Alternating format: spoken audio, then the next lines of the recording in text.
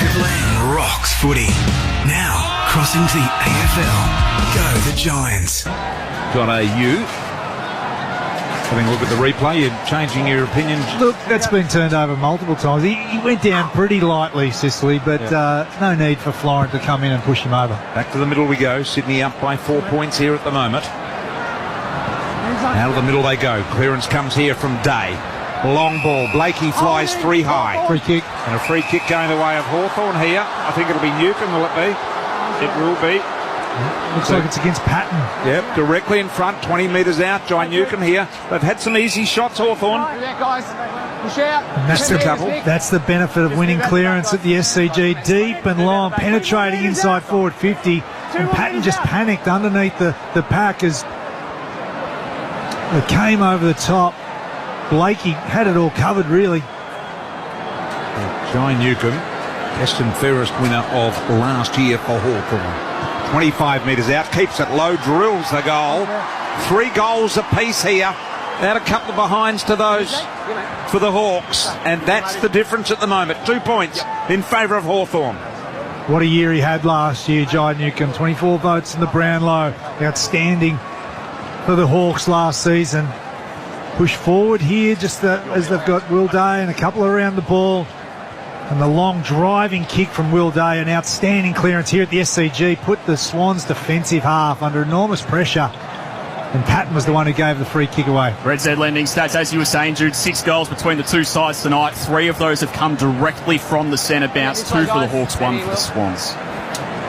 Seeing the Harvey Norman replay, Jude, Will Day, I mean, had such a disrupted season last year, had issues at the start with the foot and then injured his collarbone in round 23. If he can get a full season with what they've already got. Oh, he's an absolute star, absolutely. And the fact that they're going to be winning footy around the contest, crucial for them. Here they go again, Warple off the turnover. It's the little chip over the top, Miss McGuinness. And Blakey tucks it under the arm and runs and carries. They love him here at the SCG. It's not 15, so the Swans handball their way up to the wing and back where it started with Blakey. Clever kick, but it hung in the air for just a fraction too long. And Scrimshaw saw it coming. Just with Day, though, Bolt, remember he is young and he's a potential at the moment, and that can mean inconsistency in performance until you become a regular, can't it? Absolutely. You just need to be able to play week in, week out, and that's consistency with body, but also consistency of output. Impey, Joel flew, couldn't get hold of it. Florent shoveled out the handball to Heaney. He goes for a bit of a hope ball to Chad Warner. Corey Warner it was, in fact. Now it comes to Haywood. Haywood, beautiful ball, low ball, finds an opportunity with Taylor Adams. Right on the boundary line, 60 metres out. Hugs the boundary line, and it's been cut off here by Weddle. Weddle plays on and kicks it to the opposite side of the ground. Hawthorn hoped to get out quick, and it's been cut off. Justin Edwards, Bob Jane T-Mutts. After that big fly, Marbio Charles comes straight to the boundary, a little bit of a limp, holding his lower back and his upper thigh, in between those regions, if you know what I'm talking about, BT. Yeah. I think he knows. With Mabsy, it could be anything. Yep. Could also be, brain. It's hard to play. Also hard to play footy with 2 iPhones in your shorts, just to stay across what's going on. And I believe he's added a 3rd this year. You're in a foreign market. And he's put a boy on. Just worth touching base when you're in the state, just to see what's going on. Ooh. He landed on his hip. Thrown back up, outer side wing. Warner wrapped up immediately by Warple. He's an operator, Mabsy. He is an operator. Yes. Good for the telecommunications industry. Meek knocks it down. McInerney actually just shovels a little handball out. James Jordan around that footy. Played every game last year for the Swans in his first season here. Rowbottom turns around and just kicks it as high and as long as he possibly can inside forward 50. Good contest, McCartan, which meant there were crumbs for Papley. Right forward pocket, bends it back, got it! Papley's got his first of the night, and he sets the SCG alight. Sydney 4 straight 24, Hawthorn 3-2-20. It's all happening on the Triple M Titanium Caravan scoreboard. Well, Tom McCartan's first real impact forward of the footy this season. He hasn't had any chance really to have an impact thus far in the game, but as it came in, he was able to put his name on it and bring it to ground, as you mentioned, Jack. And the little plumber, Tommy Papley, hits the front of the pack at pace but the contest from McCartan, that's what Dean Cox would be asking from his key forward, who's been a key defender for the last however many years. You can see on the Triple M Harvey Norman replay how important it is for the little crummer to go there. They're going to review that on the... Yeah, was it touched? It might have been touched on the line. We'll see a closer look. Now look at Impey. He doesn't think he touched it because he didn't even worry about getting around to the umpire and saying I touched that. So maybe they are going to have an extensive look at this because the umpire's decided he won't bounce the ball just yet. And he's been told to hold on Looked a minute. a lot closer than what it... Yeah, but if the player himself doesn't protest, you would think it's probably okay. No player is moving, so they all think it's... Right, gee, it looked like... But did he miss it? I think he's missed it. I think his fingers didn't bend back. Yeah, I don't think his fingers bent back either. I think this is going to be, as already ruled, a goal. They're checking with it. McInerney touched it, maybe. Oh. Well, some of the ball's still on the line. When it hit McInerney left hand, some of the ball is still on the line, so still waiting here. This is a long review. We're good to go. Score will remain, so a 4-point lead with Sydney. They've kicked 4 straight. Sydney have kicked 3-2. Roger back in the middle, gets the ball underway again. Warple with a clearance. Spills there to McKenzie. Shoveled his way out with a handball to Meekie. Gave it to the big fella. Now to Nash. Nice little kick around the body from Nash. And the marker's taken here by Morrison. 60 metres out from Hawthorn City end goal. Morrison ignores a couple of leads. Now sends a long ball on the head of a few there. Newcombe was there, went through him. Day was there as well, picked up by Roberts. He bangs it out long for Sydney. Good clearing kick too. Got it well beyond 50, and then Amati picked the ball up off the ground. McInerney has a fumble. Warner dangerous, and he tucks it under the arm and he runs away. It bounces, he crosses 50. Could have gone himself, but instead lays it off to Papley, who drops the soda. Concedes a bit of ground, back to the centre square as well. Kick to a one-on-one. McCartan shepherds it through, all the way. Scrimshaw says he touched it. Now this will be a review. Ollie Florent has been awarded the goal, but as you said, BT, Scrimshaw was adamant he got a hand on this one. And immediate in his senses to the umpire, saying, no, I definitely touched that. So to go back to the middle, this will be an automatic review that they do in the ad break. So we'll find out, but I think this one might have a bit of hand on it. How dangerous did Chad Warner look with grass in front of him? He could have just opened up there, but he squared it up to Tom Papley, who just fumbled the football, and that's what brought Florent into it. He probably should have kept going. He had the licence to, didn't he? He had his men beaten. No one was going to get near him.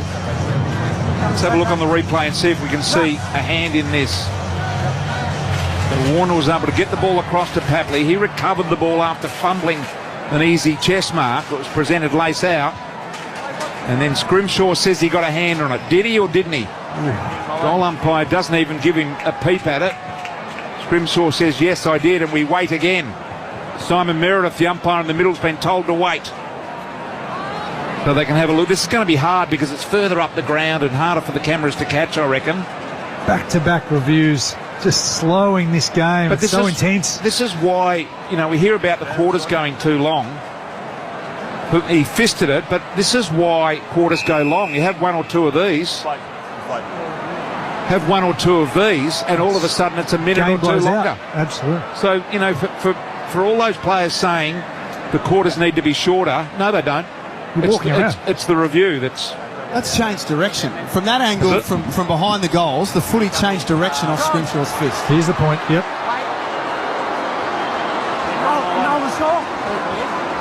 But we got the right result in the end. It does. It's blowing out this quarter. Yep. Well, we've had 2 already. They've taken probably a minute and a half, 2 minutes. Good decision by the review this time, though, wasn't it? So 25 plays 20, 5-point lead with Sydney here at the moment. They're playing well. Hardwick's got the ball. Another one of those players last year that played every game. Short ball to Sicily. He takes the mark at half back, but just waiting the opportunity to present to go forward here. Hawthorn. He loves the aggressive kick up the middle, but Sydney have blocked it off. Still 7.5 minutes here to go in the quarter. Short ball to Hardwick by foot. Hardwick takes a low down mark on the wing. Jude Bolton here tonight, Sydney Swans legend for Seabar Super, making hard work pay off. Hardwick from the broadcast wing, kicked a low and flat one. Not sure that was where it was meant to go, but worked out okay to Warple, who hands off to Dylan Moore, steps back inside, and bends it around the corner with class. My bombs have just gone. He kicks his second, and he had a lot of space inside forward 50. Brilliant finish, and the Hawks back in front by a point. Incredible finish from Dylan Moore. Just that once he got space, he cut through back onto his right and squared that up, and a wonderful snap that hung in the air to the left of your radio dial. It was a fantastic finish on the Triple M Harvey Norman replay. Yeah, Dylan Moore, 6 disposals, 2 goals, number 1 ranked player on the ground. Hawthorn 86% by foot. AFL average normally around that mid-60s mark. Lightning by them 4 minutes 4 seconds across those 2 reviews. The breaks in play. Wow, that's incredible. A little unusual, Hardwick going forward here. He'll play a little bit more forward this year again. He's shown really good craft as a forward, so it's because they're just so stacked in the back half as well. The Harvey Norman replay there. Harvey Norman for 40% off Samsung and KTVs. That's right, 40% in-store online while stocks last. Harvey Norman, prices guaranteed. Out of the back of the square comes Sydney with a beautiful ball that finds an opportunity from Florence to Rowbottom. Rowbottom plays on immediately. Good kick, McCartan. Beat his man on the lead. Scrimshaw by a long way. In fact, he was pulling up as he took the chest mark. 45 metres out on the boundary is Tom McCartan. Terrific kick from James Rowbottom. It was low and hard to his key forward. No chance for the Hawthorn defender to be out there because it was out in front of Tom McCartan. Just 25 years of age. What a find he has been for Sydney. 45 metres out. Needs a little left to right swinger here. McCartan comes in and hangs it out to the right, and it's going to stay there. Minor score, so 26 apiece with 6 minutes remaining on the Titanium Caravan scoreboard. Both teams getting really good looks going inside forward 50. Some of the small forwards haven't come into it as yet. Look at this SCG. It just packs. It's such a good sporting ground, this one. We had the privilege of being here for the summer of cricket on Triple M as well. Such a great place. Battle moves it on. Nice use of the ball. Hardwick was pushed. An advantage played. Hawthorn into the pocket. Day steps away from one tackle and now second, then he fell over. Support arrives, but Amon fumbles that one to the boundary line and disguised it pretty well to be thrown in about 45 metres around from goal at the Paddington end or the left of your dial here at the Sydney Cricket Ground. McInerney crunching Hardwick there, knocking the ball free. So a boundary throw in, 40 metres out from Hawthorn City end goal. 26 points apiece. Been a real good quarter of footy to watch. Meek gave the handball off. Warple tries to duck out of the Jordan tackle. He's pinged and we'll have another ball up at centre ford. What's the Wizard Watson's stats, Heath? Because Sam Wicks has been wearing him pretty closely. Statless so far. Wow. Anyone else statless at the moment? Finn McGuinness is statless as well. Justin McInerney, who conceded a free on the wing about 30 seconds ago, statless. Brody Grundy yet to have a disposal as Free well. kick here to Warple in the ruck contest, and he'll kick it from right on the 50 line here. Man on the mark at about 47. Warple's probably got the journey from here, I'd reckon. Intriguing first quarter of footy with 5 minutes left in it. Warple's got Sicily behind him thinking about the run, but Amadi's got him covered. So Warple will settle for the kick. And from the 50-metre line, distance not a problem, but he struck it to the left. 4-3-27 Hawthorn, 4-2-26 Sydney. Triple M Titanium Caravan scoreboard. Last kick in, Blakey was super aggressive and wanted to follow up and get the ball back. What would you say the player comfort meter's like in the commentary box here at the moment, Jude? Look, I'm not too much to complain because there's a cyclone in the northern part of the state and southeast Queensland. Well, you're sweating like a pig. But Bristol's not too happy, let's just say that. Very steamy in this box. It's got that musky sort of aroma about it as well. I'll tell you what, it'll have something else soon. By after half-time, it's going to be a bit foul in here. Scrimshaw brings it back inboard. Clever kick to Cam McKenzie on the wing. Hawks by a point. 4 minutes remaining. They load up and send it long into the pocket. Joel wrestles for front spot. Loose ball at the top of the goal square. Day gave a nudge and then kicked it off the ground and goals. Could have easily been a case for a free kick, but he plays on and puts it through from straight in front. 5-3-33 of the Hawks. Sydney 4-2-26. Triple M Titanium Caravan scoreboard. Let's take a look at the Triple M Harvey Norman replay, because it looked like a potential free kick to Hawthorn in the marking pack initially. But then the play was just allowed to go on. It was Sheldrick who went to ground, and Day just swooped on the loose ball and socketed it through. A fantastic finish for the Hawks, who get the little lead in ascendancy in this first term. One in goal square. But he's just punched it. He's just just punching the on-off button on the AC. That'll fix it. Didn't get it going. Won't work. Someone get him some ice for his... They've kicked 2 in a row here, the Hawks. Moore and Day. The heat's starting to get to him. Ginnivan and Watson, what have they had between them? Nick Watson, statless. Jack Ginnivan, just the 2 touches. Yes, not a lot going on there, but they are opportunist forwards. Here's Warner out of the middle. This is the Chad. Got it off there to Roberts. He mungled the ball, but it works for him, and Papley takes the mark. 50 metres out. Man on the mark's right on 50. Papley's hurt himself now. Was it the ankle that was the issue? I think it was. Yeah. And it looks like he's given that a bit of a tweak here, because it looks low down. He immediately clutched it and just sort of hobbled off the top of his mark. He'll go back and take his kick. He'll have to kick it from inside the centre square, which, by the way, is very close to the 50. So Papley End zone. Lets it go, drags it to the left-hand side, and that is a minor score. Now, this will be interesting, whether he's just going to have to put up with this sort of thing all night, or whether it's something that's going to worry him. He was touch and go to make this side tonight for opening round. You can see certainly just... Might be a restrapping case of. Looks very, very proppy. Justin Edwards will keep an eye on that one. Play on. Hawks kick long to the commentary side. Low bottom. After some quick hands from Sheldrick. Nice play, and Jordan hugs the boundary line with his kick. Long and direct, and it's spiked out of play by Tom Barras. And into the stands here at the SCG. 3 minutes before quarter time. It's been a long quarter.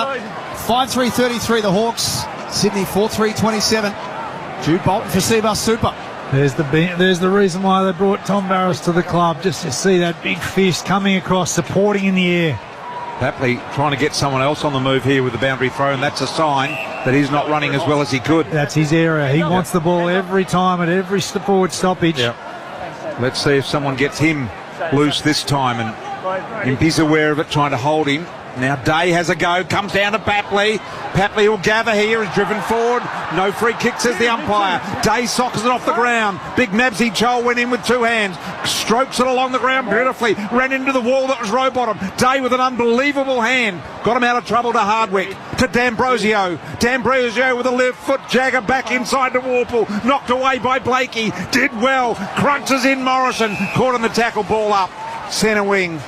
Neutral territory here as we draw close on quarter time. Great tough footy from both sides. Major ball winners in a second, Heath. High contact. High contact will go Sydney's way for Red Z Lending. Yeah, all Will Day at the moment. 10 touches for him. Isaac Heaney with the 8. There's a poll on Instagram as well at Triple M Footy. Will BT survive the game without working aircon? Currently 86% no. I've just been told it's the temperature sensor gauge that they couldn't be bothered fixing, which they can fix. And I get them here immediately. Well, if you're listening to us and you're an aircon mechanic and you live around the Sydney Cricket Ground, we'll come and get you at half time, and you can come and fix this for us. Well, Simon Middleton from Lawn, he's the king of this in Australia. Where are you when we need you, Simon? We saw Mark Taylor earlier today. He might be able to help us out, but only with a new one. That's right. That's exactly right. I don't think Mark does second-hand ones. No. And if judging from the form that Tubby was in when we saw him, I don't think he'd be much help to us by now. It's just quite a long lunch. If there's a bar in Sydney, the former Australian captain knows how to find it. 5-3-33, 4-3-27. Hawks in front. A minute 45 remaining. Boundary throw in, half forward here for the Hawks. Jordan to Grundy. Grundy with a handball to Rowbottom. Beautiful kick to set up McInerney here. Should mark. Oh, he was dangerously tunnelled by Ginnivan. And that's unsportsmanlike and unfair, I reckon, when you do that sort of thing. It's right up Ginnivan's alley. McInerney Now goes inside here, looking for and finding Sheldrick. Sheldrick's low ball missed the target. Spirals here to Campbell. Got bowled out of the way by Barras. Morrison's there. Papley swoops. Got the little handball off. Here's Adams. Adams back into Campbell. The fumble complete. Picked up by Sicily, and here go the Hawks. D'Ambrosio from the left back pocket. He'll kick to a 2-on-2. Good fly from Meek. Hawthorn defended gallantly there. Sydney really wasted the opportunity. It was Braden Campbell who made the fumble, and they just cost themselves. Second in the competition last year for hit-outs and hit-outs to advantage, Lloyd Meek. And a revelation for the Hawks. Still got time, about 40 seconds. Ball on the wing, right next to the interchange bench. Chol got one high. Umpire said, get up and get on with it. And BT said something very similar. Trying to milk it, Mabsy. Ginnivan trying to milk one with James Jordan as well. The ball up. Lead is 6 points to the Hawks. Triple M Titanium Caravan scoreboard. Just the contest between Mabs and also Sheldrick. Head over the footy, both of them. According to Marty Brass with a beautiful body spoil. How good was it? Oh, magnificent. Aim on now.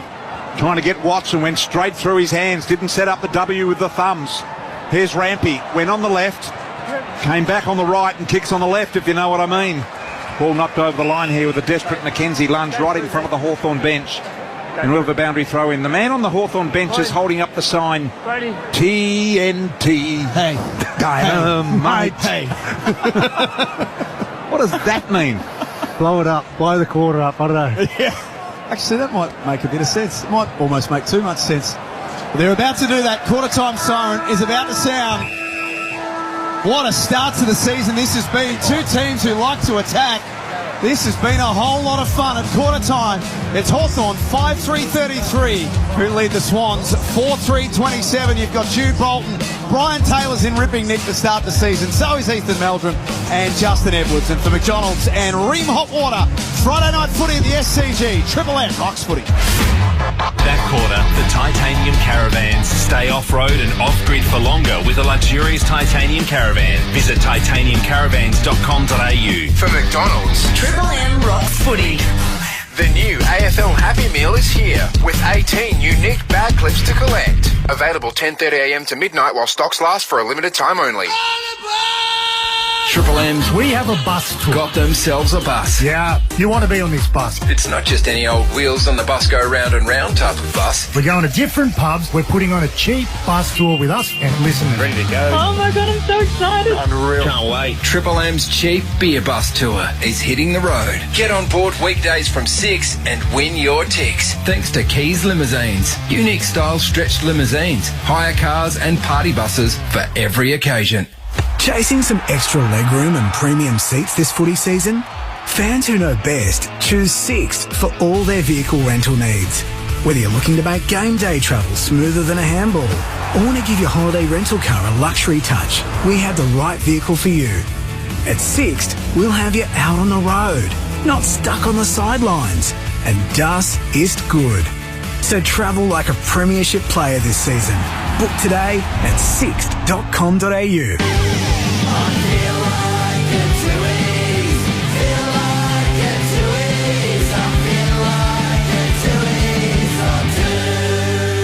June Rats, making pubs rock again.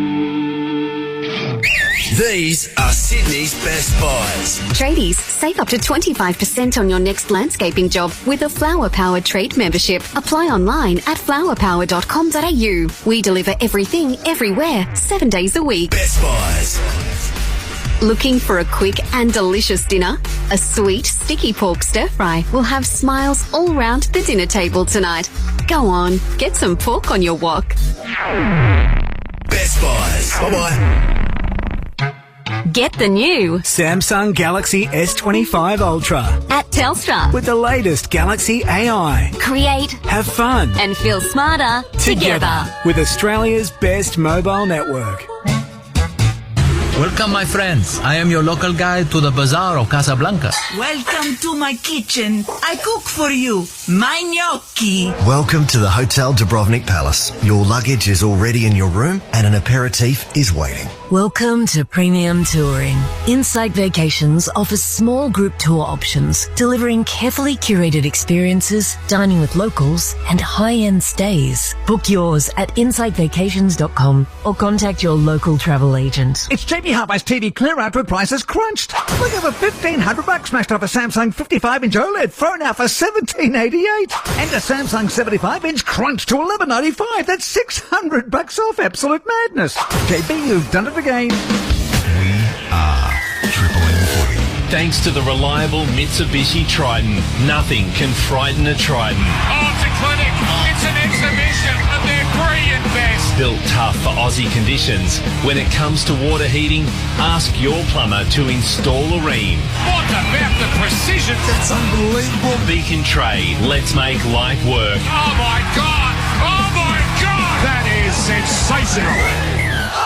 Triple M Footy. Don't miss the Saturday and Sunday Telegraph. On Saturday, be inspired by the Power 100 most influential women in sport, plus more incredible stories. And in Sunday's Body and Soul, supercharge your sleep. That's news to me. All in this weekend's papers. Shut up. The footy's on Triple M. Triple M rocks footy. This quarter for Bunnings Trade. Load up on landscaping at Bunnings Trade. Well, when we saw the fixture come out for round 0 and we saw Sydney and Hawthorn up against each other, we just had the feeling that it was going to be fast and free-flowing and fun, and that's exactly what it is at quarter time. It's Hawthorn 5-3-33 who leads Sydney 4-3-27. The thoughts of Jude Bolton in just a few moments, but before that, Bob Jane T-Marts, Justin Edwards downstairs has got all the action coming. Yeah, a little bit of treatment for Tom Papley on that left ankle. He, of course, missed the 2 pre-season games for the Swans with that injury. He's going to be okay to continue, though. Shrug the physios off pretty quickly. A little bit of treatment for Mabior Chol as well on that glute. He's going to be okay, too. As I'm serenaded by Sweet Caroline again at quarter time. We're obviously not over that. We're doing that again for another year. Fantastic. Justin sounds excited about that. Ethan Meldrum's got all the numbers. Red's Head Lending. Yes, again, at Triple M Footy on our Instagram story. Will Brian Taylor survive tonight's game without working aircon? It's jumped to 89%. So not a lot of confidence from the Triple M family. Good ball use from both sides. 72% kicking efficiency by the Swans. Hawthorn pretty lightning at 84%. That's a really good number from them. Will Day, number 1 ranked player, 10 disposals, 3 clearances, kicking a goal in that first quarter as well. And of course, for Seabus Super, making hard work pay off since 1984. He's one of the greatest to wear the red and the white, Jude Bolton. Yeah, certainly the Hawks were able to play it in their front half. I thought their clearance dominance +3 clearances, but they just got the repeat entries, got some good looks. Will Day, as you mentioned, was outstanding. Dylan Moore looks the most dangerous player on the ground at this present time, and Chad Warner and Heaney got plenty of the footy early in that first quarter. 5-3-33, Dylan Moore's got a couple. Single goal kickers for Sydney, Chad Warner, Adams, Papley. Singles for Hawthorn, Newcomb Day and Meek. Both teams don't seem to have any sign of rust or a bit slow to get going. They were into it straight away. It was pretty sharp. Yeah, a couple of fumbles here and there, just at different stages, but largely the kicking skills of D'Ambrosio and Amon was outstanding. Stop waffling on Bolts. Do you ever think back and say, why did we play 4 or 5 practice games when you only need 1 or 2? Now you look at it and you go, it was ridiculous. We didn't need all that, did we? Playing 3 or 4 hit-outs, flat out. Ridiculous. A whole month of it. Amazing now. Just a couple, and here they are on the back of what you said, playing their incredible football, both teams. Here's Sydney out of the middle with a Grundy clearance. Baldo half forward, almost got the free kick. Adams, little unlucky not to. McInerney squeezed the trigger with a handball to Grundy. Grundy to Warner. That's Chad, and he goes short and finds Lloyd. Lloyd in game 250. 55 metres out from the City end goal. Looks for the lead of Heaney, dropping in the hole and doing it very nicely was Morrison, and he takes the mark. Hawks did so well, sliding back in there, closing up all the leading lanes. What would have made Dan Cox happiest at quarter time, Jude? His first address to his new team? I think just some of the efforts to change angles and break open. They were able to just get through the Hawthorn zone at different stages. Warner looked dangerous. Heaney was able to get his hands in the footy. I think they were the probably main positives. And that Pupley didn't come off. Yep. So Florent goes all the way back to Nick Blakey. Inside defensive 50 at the Randwick end. Kick will need to be precise. It was. Nash didn't read it all that well. McInerney squares it up. There's that ball movement that Jude Bolton was talking about. Warner flicks it out wide. That's Chad out to Corey. Play on. Still about 75 metres around from goal. Not a great kick going inside 50. Ground level, Papley fires out a handball. He can't move, Papley. To Armadi, tucked in against the boundary. Yeah, all eyes are on Tom Papley at the moment, BT. He's really battling. He's proppy, absolutely. He's staying out there because he knows the team needs him, but he's not going to be the player that he was prior to that little re-injure there. That is for sure, but he's going to try and find other ways to contribute. A boundary throw in here, and the Hawthorn forward 50 taken away by Newcomb, gave it to Morrison. Now the long ball to centre wing. Mabs did some body work. It was knocked down though, and immediately tackled the umpire Mollison with a really super duper quick whistle right on the Toyota logo. Will throw it up. Big Meekie to do the ruck work there. Grundy in the front, knocked it down the throat of Rowbottom. He was tagged and tackled there by Newcomb, but no free. Handball cap to Morrison. Morrison goes long and deep. All Sydney. They spoil each other. Out the back door, Blakey arrives first. Takes a bounce. Right in the face of a couple. Got the handball to Florent. He fumbles and here go the Hawks. Brilliant chase from Connor McDonald, Jude. You're spot on. It's caused a turnover. Hawthorn have got a lot of numbers forward too. Day just got boots a ball. Come on, Mabsy. Knocked away from Chol. Moore got a little handball over the top to Finn McGuinness. Shrugs the tackle. His kick was smothered. Swans resolute in defence, but coming away. Matt Roberts tried to be a bit cute. And Morrison marks and moves it on to someone in a better position. Finn McGuinness 30 out, forward pocket. Sam Mitchell will absolutely love the effort of Connor McDonald. You could see Blakey taking off, pinning the ears back, but he just didn't give up the chase, and it forced an errant handball, and that's why McGuinness has got this opportunity to have a shot on goal. Go back to their semi-final last year to Port Adelaide. He was arguably their best player, Finn McGuinness. 22 disposals and a goal. Doesn't appear to be doing as much tagging as he was at the start of last season. He opens up the angle. It looks really good until the last second. And it cannons into the post. 7-point lead of the Hawks. All happening on the Bunnings Straight scoreboard. Yeah, I think we'll see him a bit more in the front half as well this year, McGuinness. Yep. Can't wait. Blakey goes wide to Grundy, knocked over the line out of bounds. Because he turns it on up there a bit, doesn't he? Oh, he's got a bit more forward craft than his dad did. Ready, you guys? His dad was, nice. Nice. Family friendly. Another throw in here. Grundy, front position. Sort of knocked it to his feet, hoping that McInerney would get on with it, and he did, but he was tackled immediately by Newcomb, who's playing a good game here, Heath. Yeah, John Newcomb, Red Z lending stats, already up to 5 disposals, couple of clearances, 3 scoring involvements for him as well with his goal. He just had a slippery one then. Yep. Comes back to Roberts from half-back. He highballs one on his left boot. Papley keeps it rolling forward. But Sicily will see it to the boundary line. In fact, hopes it goes over, and it does. So a boundary throw in at sort of half forward now for Sydney. Scoreboard check, 4-3-27. The Swans, the Hawks, 5-4-34 on the Triple M Bunnings trade scoreboard. What are Will Day's numbers, Heath, across the board, Red Z lending? Yeah, highest rated player on the ground at the moment. 13 touches, 4 clearances, kicked the goal in the opening term as well. McInerney closed down. It's not that sort of time and space out there tonight. Yeah, he just was hanging it out there, holding the candy open, just waiting for an option to give off, and Amon, fantastic tackle. One of their preferred ball users too, that's why. And a running Sicily next to the centre circle. High, long and handsome. Chol, McGuinness, they all fly. More in that pack as well. No mark taken. Back out to Nash. 35 out from Hawthorn's goal. McInerney. Tackle was over the shoulder of Ginnivan. Umpire didn't agree. You can see this tackle on. You can see Ginnivan. No high tackle there. But why wasn't it holding the ball then? Yeah, well, it probably should have been against him, but I think everyone thought it should have gone the other way, and definitely nothing on there. In the meantime, Sydney squirt the ball out to Florent to Warner. Here's the Chad, inside 50, got an open Papley. Sicily gets back, works him over, got a hand to it, Papley, recovered well. Amati came and spoiled the Marty party. In goes Adams. Free kick, which way will it go? Sydney. It's against Josh Battle. I think it's Joel Amati. I think it's either Amati or Adams. No one really knows who's got it yet. It's going to be Amati, I think. So Marty will get the free kick some 20 metres out on the slightest of angles. Yeah, you can see Battle just wrapped his hands around him and just sort of threw him to the ground. Umpire was right there on the spot. So no goals kicked in this quarter. A few spot fires around, just amongst the likes of Heaney and Warple and a few Around the corner goes Amadi, and he was very relaxed, but he bends it back. It was just a little bit too relaxed for my liking. 5-3-33 to the Hawks, 5-4-34 on the Triple M Bunnings trade scoreboard. It was quick transition from the Swans from the back half. They was able to get it right down in a deep, dangerous position and allow Marty to get after the football. On the Triple M Harvey Norman replay, you can see where Battle just sort of disposes of him right in front of the umpire. As you mentioned, Bristol just rolls around to snap a goal.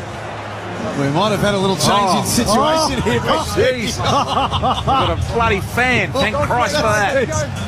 It looks like a Boeing. It's not just a pissy little fan, too, is it?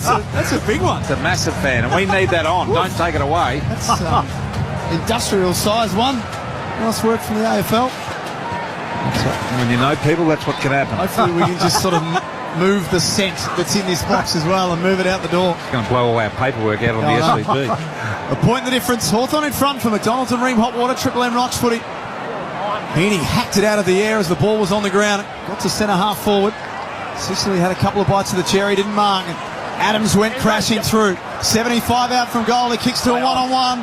McCartan used his body expertly. Another Hawthorn cavalry arrive. First Mackenzie and then Scrimshaw. They take that ball to the boundary line where it'll be thrown in. Justin Edwards downstairs. Tom Papley off the ground at the moment, but not receiving any treatment from any physios or any doctors, just a normal rotation. Bob Jane T-Marts. Through Rodney Jane down at Lawn. Occasionally. Very happy with the Triple M work for Bob Jane T-Marts. Little knockdown here from Meekie, went sideways, picked up by Morrison. Got it to Battle. Battle with a long hope handball more than anything. Didn't really go anywhere, except to the 250-game veteran Lloyd. Kicked it out of bounds on the full. Not his best one, Jake Lloyd there. Bisley free ball in the back end. Got 15, play on. Scrimshaw will have to play on, as you heard. Umpires mic'd up exclusively, as always, here on Triple M footy. Fan's blowing the wax out of my hair. It sure is, and out of mine too. Jesus. All in dispute. What are they on the window? They're all the fleas coming out of my scalp. Fleas. When's the last time you washed your hair, Pete? I had, what was that thing you had on your face that one time? What was that? Last year on my bloody hair bear bunch, I had some mange. Mange. Sarcoptic mange. Sarcoptic mange. I'd never heard of it until that night. At the moment, it's been disseminated into the SCG here through the fans. It's spread out amongst all of the Sydney-siders. They're seeing a good game. Hawthorn lead by a point. Kem has said it was the first case of sarcoptic mange in Sydney for 67 years. And now it's spread. Mackenzie got a kick that he didn't want. Heaney and Lloyd arrive, and now Lloyd with a follow-up. Dispossesses Hardwick. Great chase. They're just stuffing around with it, Hawthorn. They're just dinky, small, short passes, and it's inviting the pressure from the Sydney Swans. Lloyd's got the free on the wing. Crowd injecting themselves here. Lloyd sideways. Always a team first man. Finds Roberts. Here's a left footer. Runs onto the left through the middle circle. High ball looking for Amati. Off hands from Barras. Grundy was front and centre. Scrimshaw picks up. Weddle could have gone, didn't go. Amon did. Sicily to Battle. And now Battle with a long ball out of trouble. And Moore was first there. Did well just to palm it down to McDonald. Hawthorn have got some overlap run, and they've got Marby or Chol. One out inside 50 if they can get it there, but Moore couldn't take it away cleanly. Patton halves the contest and a throw in at right half forward for the Hawks. 75 around from their goal. They're 5-4-34. Sydney 5-3-33. Nick Watson, Reds Ed lending Ethan Meldrum. Has he touched the Sharon yet? Yeah, he's going about as well as the aircon is up here. 0 disposals for him tonight. Not a good night for him at the moment. There's Chad Warner, the fend off on D'Ambrosio. The kick back, squaring it up, and Sicily with a beautiful one-hander. Outdoes Amadi. Gets on with it with a kick through to the middle today. He marks on the edge of the square. Gets a looping handball to Warple. A little low squirter to the kicker, Amon. Amon sold some candy like you wouldn't believe. Handball to Newcomb. Went on the left. Handball back to Amon. What a goal, what a kick. What a ripping play from Amon. And the Hawks putting one together like you wouldn't believe. 5-3-33 Sydney. 6-4-40 the Hawks on the Triple M Bunnings trade scoreboard. What an incredible goal from Carl Amon, just being able to handle his way through the traffic and navigate it through on the Triple M Harvey Norman replay. He gave the fastest handball when he sensed pressure came and then got it back, and what a terrific finish. Let's go, guys. Sensational effort. Goal apiece here in the second. Saw it all on the Harvey Norman replay. 40% off Samsung 8K TVs. That's right, 40% off in-store and online while stocks last. That handball, he just knew there was going to be pressure. He sensed that from behind. He just feathered it. Just a little one forward. Beautiful, beautiful touch and feel for the game, Carl Amon. Straight up. 7-point lead, which is a game-high margin for Hawthorn. So it gives you an idea that there's not a lot between these two teams. As Martin Roger with a shank. That centre bounce out of the middle. Good man. McDonald's and Ream Hot Water, built tough for Aussie conditions when it comes to water heating. Ask your plumber to install a Ream. They are the number one. Have him back on Triple M footy again this year. Warner was almost through, got tackled, was forced to handball. High tackle. Day was taken high. Advantage played to the Hawks, and they're going to run and gun. They only know one way. It's Warple from just outside 50. His kick was deflected. McKenzie followed up. They've got numbers everywhere at the moment. Handball into Ginnivan. In the right forward pocket. He can't bend that ball back the way he'd like. And behind. No one else was getting that ball off Ginnivan. Hawks are running in waves, OBT. They've just been able to link up. Ginnivan was so desperate to inject himself into the game then he thought, this is my time. Not that there was anything else on, mind you. I reckon he's within his goes to have a crack there. So Florin, who's had really good practice match form, kicks out wide. A lovely mark taken by Tom McCartan. And Tom McCartan here at half-back. A little ball sideways to Florin. Florin's told to go. Normally a really good kicker, Florin. This one's out very, very wide and punched away in the end by Sicily, who just does it with ease. Lloyd wanted the free over the line out of bounds. We'll throw it in. It's 33 Sydney, 41 Hawthorn. 6 goals to 5, if you like. Entertaining game of football to watch. How's Ben Patton gone in his first game? He's obviously got Dylan Moore as his direct match-up. Yeah, just the 4 disposals for him. Dylan Moore kicked a couple of goals in that first quarter, 9 to him as well. Only played a handful of games for St Kilda last year, so he's in such an important role. Certainly wasn't in Ross Lyon's best team, was he? Only 16 games in the last 2 years. There was an injury in there along the way too, but come in and have to play on such a talented player as Dylan Moore. Well down on numbers in round 1 here. The Swans. Day is having a big night so far. Watson flies. It was knocked away from him. Little win for Wicks, but Watson got it back in the pocket. Darting and weaving, and then he dropped at the legs. The umpire wasn't falling for that. And he'll be paid holding the ball. There's a few choice words as well in the ear of Watson, I think, from the Swans tackling team. It was Wicks who got him with the beauty. His direct opponent got off the ground and laid the tackle. The Wizard is waddling tonight, that is for sure. Wicks goes out wide here. Day has just been a superhero here tonight. Ball spills loose. Comes to Roberts. In front was McGuinness. Chucked it out, didn't really want to. Roberts went out the back door. Now it's all Chad Warner got it all to do. Finished off the handball to Florent. Florent around with a hooking right foot ball. Very high out towards Adams, over the line out of bounds. Almost on the wing, neutral territory, far side of the ground. It's an 8-point lead here for the Hawks. Yeah, Will Day, Red Z lending stats, leading so many of them at the moment. 15 disposals, game high. 5 clearances, game high. 4 inside 50s, game high. Kicked the goal in the first quarter as well. Having a big presence. Best and fairest winner from a couple of years ago. Hawthorn getting on top of the clearances. McGuinness marked that ball, but it was touched. So it'll be thrown back up. Momentum just starting to tilt towards Hawthorn. Quarter number 2. Ginnivan on hands and knees. Fires a handball back out to Newcomb. And now D'Ambrosio from outside 50. McDonald with a big fly. Not able to mark. Ginnivan front and centre. Shimmies a handball out. Now that will be a free kick. Will Day stood up. He certainly didn't drop at the knees, and the Harvey Norman replay bolts will tell the story. Yeah, Sheldrick really sloppy, just went straight high. Will Day trying to cut his way through. It was a pretty poor tackle from Angus Sheldrick. No. The best player on the ground thus far. Will Day gets the opportunity. Kicked a goal at the back end of the first quarter. That fan, it's like a Saharan palm waver. Oh, what? Just waving one at me like... That's a welcome change. Day drills his second. All clear. He's a good player. 14-point lead of the Hawks as they make their move in this second quarter. 7-5 plays 5-3. It's all happening on the Triple M Bunnings Trade scoreboard. And this is the Will Day that we love watching playing footy. Just his ability to impact the scoreboard. He's just such a great delivery. But in this particular contest, he's charging through. He gets pressure from Angus Sheldrick, draws the free kick, goes back and kicks the goal. Good stuff from Will Day. He is looking very, very impressive indeed. So 2-goal to 1 quarter in favour of the Hawks, but 14-point lead. Biggest margin of the game. Clumsy tackle. And we go back to the Iron Diddle Diddle here at the SCG.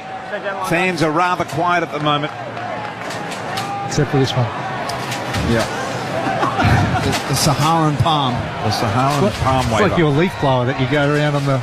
I use the still sucker these days. Okay. You don't want to just blow them to anywhere. I'm not for them. I don't blow for anyone, mate. I am now a sucker. Absolutely vacuum style. There is out wide Warple. Blakey comes off hands and he's got the free here. Newcomb had hold of him. He didn't have possession quite yet. Just Blakey. Some good English there. Good speak, you England. I come back to the fact that this is where Errol Goulden is normally swing pass, getting an overlap run, changing the game for Sydney. He's not there. Instead, they just have to kick to a pack. And when the ball hits the ground, this is where Hawthorn have normally been favoured. Morrison got it moving forward up to the wing. McGuinness dispossessed. Marty was there. And McInerney started this game quietly. That's a good kick. He changes direction to the centre circle. He does indeed. Through the middle goes Jordan. Jordan goes inside 50. Papley's out in front, couldn't hold the mark. Knocked away by Battle. The new defender for the Hawks runs away with the ball. Long out wide. Oh, I think it hit in the head Hardwick. Bounced off his scone. Spills loose. Wicks picks it and runs. And now out wide to the 250 gamer and Lloyd, who stuck it down the throat of McCartan on the lead. McCartan 55 out. Centering ball, poor ball. Warple marks. You, me too. The turnover game is on for Hawthorn if they want it. McGuinness has got the corridor. Standing next to the centre circle. Hardwick had to wait a while for it to arrive, and Melican got there and spikes it back towards Sydney's goal. Outer side wing. Wicks goes to ground. Watson tackles him. Hot footy out there at the moment. Just took too long to spot Hardwick. He was out on his own and it just hung in the air. It allowed Melican to come over and put the fist into it. Hawthorn 7-5-47. Sydney 5-3-33. Bunnings Trade scoreboard as we approach 20 minutes in this second quarter. Neutral territory boundary throw in here. Nash does the ruck work. No Ruppen makes contact with the ball. Nash went for a second go and a third go. Picked it up on the left. Little one around the corner. Watson bounced off his shins. Still having trouble getting onto it. There he is. Wicks tackles him. Forces him to get rid of it, and Wicks wins the free. And it hasn't been the night for Watson tonight. This is where Sam Wicks is going to play a pivotal role for Sydney. Speed is so damaging. He's going to have to take some of these dangerous small forwards, and he's caught Watson dead cold twice now. And the best teams have all got one or two really dangerous small forwards, Jude, don't they? Well, that's where they've been touched up previously. You know, when Jake Lloyd's had to play on those type of players, just get turned inside out. Good use of the body by Sicily. And the 45 to Carl Amon at half-back. It's the Hawks by 14 points. Triple M Bunnings Trade scoreboard. Load up on landscaping. Bunnings Trade. Battle careful with his kick. And a precise build-up for the Hawks. Impey on the wing. Yep, right on the wing. Impey takes his time. Most players get forward of his position. And Impey goes with a high ball down the line, not his best. That'll be touched over the line, I think. Won't be out of bounds in the full. In fact, it will be. So a free kick will go here to Patton in the back half for Sydney. So what have Sydney got in the remaining 6 minutes of this first half? Play on. As Patton from halfback just chisels one parallel with the boundary line. Warner should mark. He was interfered with there by Impey, and then maybe a 50 as well, as Impey tried to sit him on the deck, and he did. This will bring him almost to within range, Warner. Arm drag.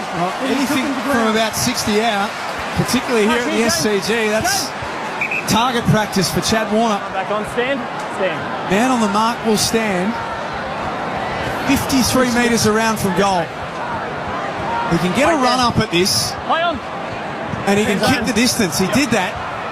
Got a bit of the outside of the boot, so it'll fall just short. It's off the hands of Barras and Battle, and ease it through for a rush behind. Bit of a nothing kick in the end. Once the distance wasn't there, you better to just drop that to the top of the goal square. He had Blakey running to the left, and he just didn't even give him a chance. But aim on. Good ball out wide finds Harry Morrison. He marks at half back. Short ball to Amon right in front of Justin Edwards down there, who's had a very easy night. Amon now just trying to thread the needle. Does pretty well, although Ginnivan couldn't control it over the line out of bounds. We'll throw it in. They've stretched the ground well, Hawthorn, against Sydney here. At times being, taking the pace out of the game at different stages. Chip mark, trying to move the footy down the ground. What does the second quarter look like, Heath? Red Z lending. Hawks dominating contested ball, +6. Also leading the pressure factor. They're 10-1 when they do that. Only loss was that semi-final last year when they lead the pressure factor. Ethan Meldrum, all of your numbers across the night. Rowbottom from left half back. 2-on-2 at half forward. Good contest again from McCartan. He presents, and that creates opportunity for Patley, but he's spun back into trouble. And Barras was there waiting for him. There's the contest from Tom McCartan, but I love the tackle from Tom Barras, who just got up, watched Tom Papley, didn't give up on the chase. Barras to Battle. I'm going to hear that a bit. To Weddle. Weddle will just slow this one right down. Short little ball out, really, really wide here for Hawthorn. D'Ambrosio, 47 plays 34 in favour of the Hawks. 2-1 in the quarter here, Hawthorn. Kicks down the line, Watson flies. Chol has had a shocker as well, Heath. What's he had? Just the 3 touches. Watson got the little handball off there to Ginnivan. Ginnivan a swinging boot, got it to Meek. He took a fingertip over a 50 metre. This will bring Big Meekie to within about 25. And Meek will have a shot at goal here. He just slipped forward really well, Lloyd Meek there, and it just forced Rampy to come off his opponent to try and make a spoil. And they just stripped him as he went back to the top of his mark. But I love that from the ruckman, just trying to push forward on Grundy. Lloyd Meek from 25 directly in front the big fella. Tests for the win with a bit of grass. Has a swing of the leg to make sure it functions when Brain says go forward leg. And now he comes in from 20. And he's made hard work of it, but he's got it. He has got a couple. Hawthorn have got 3 in a row. Dean Cox shakes his head in the box. And we've got a game here. 8-5-53 the Hawks to 5-4-34 the Swans on the Triple M Bunnings trade scoreboard. Yeah, outstanding from the Hawks ruckman, and Lloyd Meek just working forward into a dangerous position and forced Dane Rampy to come off his direct opponent, try and affect the spoil, but then the silly 50 metres downfield after stripping him. He goes back and puts him well in front. Heath, what's the battle of the rucks look like tonight? Lloyd Meek and Brodie Grundy, Red Z lending. Yeah, Brodie Grundy leading the hit-outs, he's +3, but Lloyd Meek is basically leading everything else. Brodie Grundy with just the 3 touches so far tonight. Lloyd Meek, 8 disposals, 3 clearances, 3 inside 50s, 2 goals as well. Clearance has been a huge issue for the Swans. Yeah, +8 the Hawks. Game high, 19-point lead now for Hawthorn. As we head towards half-time for McDonald's and Ream Hot Water, Triple M Rocks footy. Rowbottom dispossessed as he tried to break away from the middle. Nash turns around and hoiks it high inside Hawthorn's attacking area. McInerney was almost through. Melican, I should say, has a fumble, got it back. He's got some problems now. Roberts tackled, big trouble. Great defensive Great pressure pressure. from Hawthorn. They tackled en masse and they'll win a free kick. 25 out directly in front. Harvey Norman replay, Jude Bolton. It'll be Will Day to take it. Yeah, it's our man Will Day. He just didn't give up the chase. You can see him just track the footy. And once Roberts wanted his favoured left foot, he turned back into traffic. They just gobbled him up on the Triple M Harvey Norman replay. For a 25-point lead and a third goal and a half to go with everything else that Will Day's done tonight. Got big blue eyes too, hasn't he? Kind of get lost in him a little bit, Peter. They've got me. He shouldn't miss from here. Hawthorn are rampant. 9-5-59 to 5-4-34. It's all happening on the Triple M Bunnings trade scoreboard. Oh, they're playing some good ball here, Bolts, aren't they? Oh, he's having some sort of game, Will Day. Just to be able to just dominate here at the SCG to start the season is exactly the way Sam Mitchell would want to see star midfielder take control of the game. Yeah, Red Z lending stats, never kicked 3 goals before in a game, Will Day. He's already got that before half-time. 17 disposals, 5 clearances, 6 scoring bombs to go with the 3 majors. Just when you got Sisley, who's built the same, and Day, Sisley in defence, Day in forward 50. Just brilliant, isn't it? You've got 2 guys like that. Yeah, exactly. But also great leaders of the club as well. You've got such a young side out there. You need this just instruction. He's been instructing all around stoppages, but that pressure. 3 goals for 8 Day. Back in the middle we go. Knocked down from Meek to Nash. Little one spills to Ginnivan. Goes into his former teammate in Grundy. No free kick there. Play goes on. Trying to rustle it out here is Warple in the middle, and he appeals for the free, and umpire Roger says, "Jolly, give it to me." And we'll ball it up. Still inside the centre square here. Slightly favouring the Hawthorn end of the ground. We've got, 2 minutes to half-time. The players around this footy. Play on.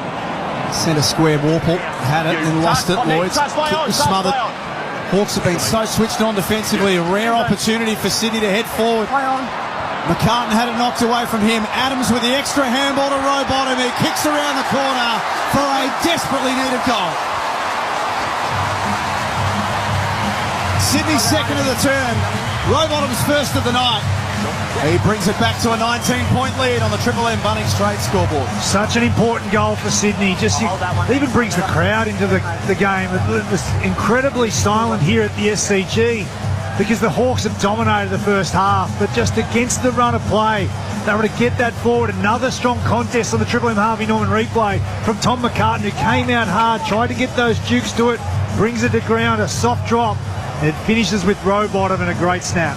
Yeah, Red Z lending stats. Hawks had won 7 of the previous 8 clearances, as you were saying, Jude. Before that one from Isaac Heaney, just had 1 disposal in the quarter until that last clearance led to that Swans goal. It felt almost a bit sort of icky to find yourself liking Hawthorn last year. Jude, if they continue with this form, it won't be long before we hate them again. Remember the 80s and the 90s? They were so good. The unsociable Hawks. Yes. And here they go again. Through the middle of the ground. Was that Day again? Unbelievable. Don't think it was. I think it might have been McGuinness. Morrison picked it up, sends it forward. Up they fly once again. Hardbury couldn't hold the mark. Spills to ground. He went after the ball. Roberts is there. He's got to get rid of it. He picked it up. He was very, very close. Saved by the whistle from the umpire, I reckon. Almost dragged that in. Not Roberts. He'd been caught stone cold early on too. Heaney had a tap down to him and slams it on the boot. Sicily was part of the wall set up at centre half forward. He can have a shot here if he wants. He's contemplating it. Touched off the boot, so the kick skews into the forward pocket and it's out of bounds for a throw in. Rushed that a little bit, saying Sicily. Red Z lending stats. 4 contested marks this half for James Sicily, 4 intercept marks as well. Big first half from him. So last minute before half time here at the SCG. Hawthorn 9-5-59. They've been very good this quarter.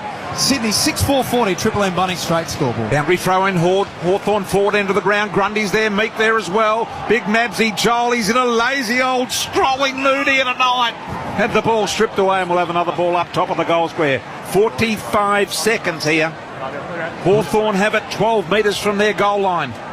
Meek taps it out the back door. Nash was there. Heaney harassed. Ball kicked out. Spills to Weddle. Got it to Scrimshaw. Little ball comes back in. Goes to Battle from inside the centre square. Battle with a ball burster. Missed left. Minor score. 27 seconds left. It's an exact 20-point lead to the Hawks. Just the Swans defenders, they panic there, just bombing it out of defence because the small forwards for the Hawks will try to wrap around at that forward stoppage. So Sydney is smart. They won't concede another score from here. And there might not be enough time for them to get one of their own. Roberts has had a good first half. Low and flat to McCartan. As the halftime siren will sound. Will Day's numbers as we head to halftime, Heath? Yeah, they're pretty ridiculous. 19 disposals, 3 goals at career high. Absolutely everywhere. He's been the star as Hawthorn lead by 20 points at halftime. Here are the SCG, Jude, Bolton, Brian Taylor, Ethan Meldrum, Justin Edwards and Jack Heverin with you for Friday Night Footy for McDonald's and Ream Hot Water. Triple M Rocks Footy. That quarter for Bunnings Trade. Load up on landscaping at Bunnings Trade. For Ream Hot Water, Triple M Rocks Footy. built tough for Aussie conditions. When it comes to water heating, ask your plumber to install a Ream. Sydney's Triple M breakfast. State of Origin series, what year was it, Woodsy? It was 2016. Michael Jennings scored a try, or someone in the scored a match Blues. winner on the bell. The team have run in, and Aaron Woods was one of the last on the scene, and they're in a huddle. Aaron Woods has jumped, the huddle's moved. And Woods has just swan dived into the ground. Thanks to Aussie Broadband. Aussie Broadband, the actual Aussie way. Triple M breakfast. Weekdays from 6 on 104.9 Triple M. Chasing some extra legroom and premium seats this footy season? Fans who know best choose Sixt for all their vehicle rental needs. Whether you're looking to make game day travel smoother than a handball or want to give your holiday rental car a luxury touch, we have the right vehicle for you. At Sixt, we'll have you out on the road, not stuck on the sidelines. And das ist good.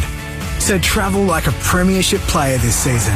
Book today at sixt.com.au. It's the calm before the storm. It's the big one we all look forward to. It's Bathurst. And you and a mate could be joining us with 5 NZ Thrill on the Hill experiences up for grabs. Register at your NZ Service Centre for your chance to win. 04046. Hello.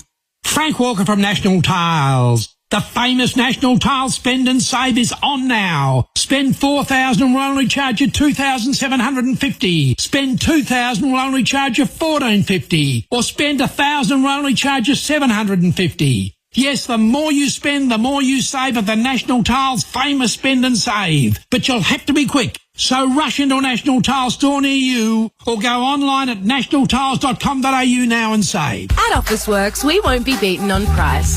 If you find a lower price on an identical stocked item, we'll beat it by 5%. So you can make bigger things happen with Officeworks. Price beat guarantee, exclusions apply. These are Sydney's best buys. Tradies, save up to 25% on your next landscaping job with a flower-powered trade membership. Apply online at flowerpower.com.au. We deliver everything, everywhere, 7 days a week. Best buys. Looking for a quick and delicious dinner? A sweet, sticky pork stir-fry will have smiles all round the dinner table tonight. Go on, get some pork on your wok. Best buys. Bye-bye. Get a $200 sign-up credit on your first home electricity bill. Find out how at energyaustralia.com.au. New South Wales and Vic only. Someone tried to scam me today, but CommBank helped me spot it. They work hard to help me keep my hard-earned safe. Oh, good luck scamming this nonna. There's only one CommBank safe, helping protect Aussies from scams and fraud. It all starts now. The 2025 NRL Telstra Premiership is finally here. A new season with new beginnings, new leaders and new hope. 17 teams competing over 27 rounds for the dream of Premiership glory. Gather the family, grab your mates and get there live as Australia's most entertaining sport returns to the field. Secure your seats at nrl.com/tickets. The 2025 NRL Telstra Premiership. Let's go. Shut up! The footy's on Triple M! Triple M Rocks Footy. This halftime break for Specsavers Audiology. Rediscover the joy of everyday sounds with a Specsavers hearing expert today. Very polished first half from Hawthorn, and they have a nice 20-point lead at the main break, 9-6-60 to Sydney, 6-4-40. Will Day is on one tonight. He's got 3 goals, and we'll get his full deck of numbers in just a few moments from Heath. Dylan Moore's got 2. Lloyd Meek's got a couple as well, and for the Sydney Swans, all single goal kickers. The halftime break for Specsavers Audiology. Rediscover the joy of everyday sounds with a Specsavers hearing expert today. Jude Bolton is our expert tonight, and Bolts Hawthorn have really started to grab a hold of this game. This is the perfect start. We always knew that there was going to be pressure building on this young side that showed so much in 2024, but how are they going to come out and play, particularly against last year's grand finalists in Sydney on their home deck? And they've come out with just energy and the effort. And that wasn't there in the final Community Series game. We know that Sam Mitchell gave them a bit of a bake at half-time. Well, they came out with the right attitude, and their pressure on the Swans, they were able to turn the footy over and then go, and they spread the ground here at the SCG. They were able to create great looks, and Will Day, as you mentioned, has just had an incredible first half. 3 goals, been so impactful out of the midfield, and their clearance work, that's where they've got a hold of the Swans. When they decide to hunt Hawthorn, and you're spot on, they didn't in the first quarter, but in the second quarter they did. When they decide to hunt, it's 18 guys hunting, and it's frightening to watch. But that's when you bring the best out of everyone, because you create opportunities. There's pressure. We spoke about Connor McDonald's chase down on Nick Blakey, and then it suddenly opens up because there's an uncontested mark inside your front half on the back of just that work rate, and that's what Sam Mitchell's just been pretty dogged about. Is just you've got to bring that heat the whole time, and super excited what they can achieve if they can continue this sort of form and bring the likes of a Cal Shadir back in later on in the year and the like. It's super exciting for Hawks fans. Okay, Ethan Meldrum, Red Z Lending. Let's go straight to the headline act here, which is Will Day. Walk us through this deck of numbers at halftime. Well, we've only got how long's the halftime break? 15, 20 minutes. I don't know if I can do it in that time. Will Day, 19 disposals in that first half, 5 clearances, 82% by foot. Most metres gained on the ground, 357, 4 inside 50, 6 score involvements, career high 3 goals. He's only kicked a handful of goals in his career, only multiple goals twice leading into tonight, already with 3 goals to half time. Most pressure acts of any Hawk as well with the 13. Just ridiculous numbers. He's basically leading every single stat for Hawthorn as well as the game at the moment. It's a bit silly. One of the highest ranked halves, even going back to last year, of any player that's played. We've already got it in the first game of the season. James Sicily not far behind him with 14 touches. Carl Amon with 13, a really good goal in that first half.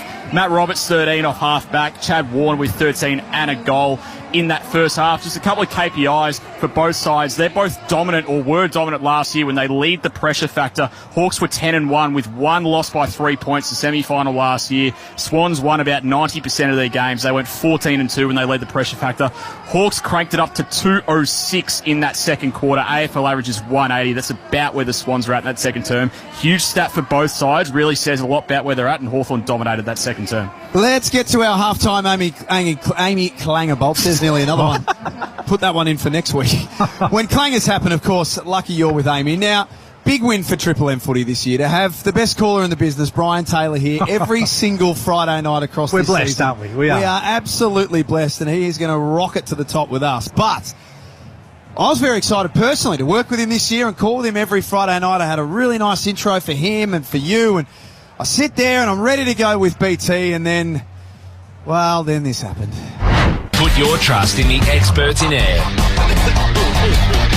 After a false start last night and a false start just then, in fact, the 2025 season, just clearing the guzzle, is officially underway tonight at the SCG, and it is going to be a juicy one as well. Press the cough button. That's all you need to do. So, come on. If you're a listener to Triple M footy, and there are obviously hundreds and thousands of them, and you're tuning in for the first game of the year, the first sound you hear off the intro is phlegm. What the hell? It's just absolutely gross. What a start of the year. Choice Hotels around the grounds. Choice Hotels gets more for your money, so you can check into more. Get the lowest price guaranteed when you book direct at choicehotels.com. Sunday at NG Stadium, Jude Bolton. GWS and Collingwood. No game tomorrow now, obviously, because of the weather activity in Queensland. This is a very, very interesting game first up for both teams. Yeah, both teams are going to have it's going to be an incredible game at NG Stadium. The fact that they're both going to be potentially, top 8 sides this year and really pushing.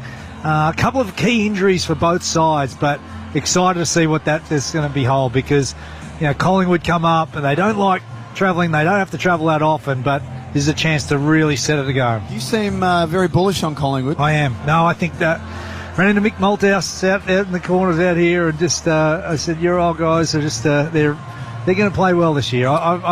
The fact that Dan Houston comes into the side, he won't play this round. He's still suspended, but I think he adds so much. They got Tim Membry for nothing.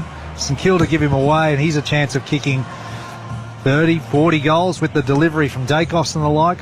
They just looked, the games I saw, they looked incredibly sharp. That one particularly against Richmond. We know Richmond are going to be low down the ladder, but how slick were they?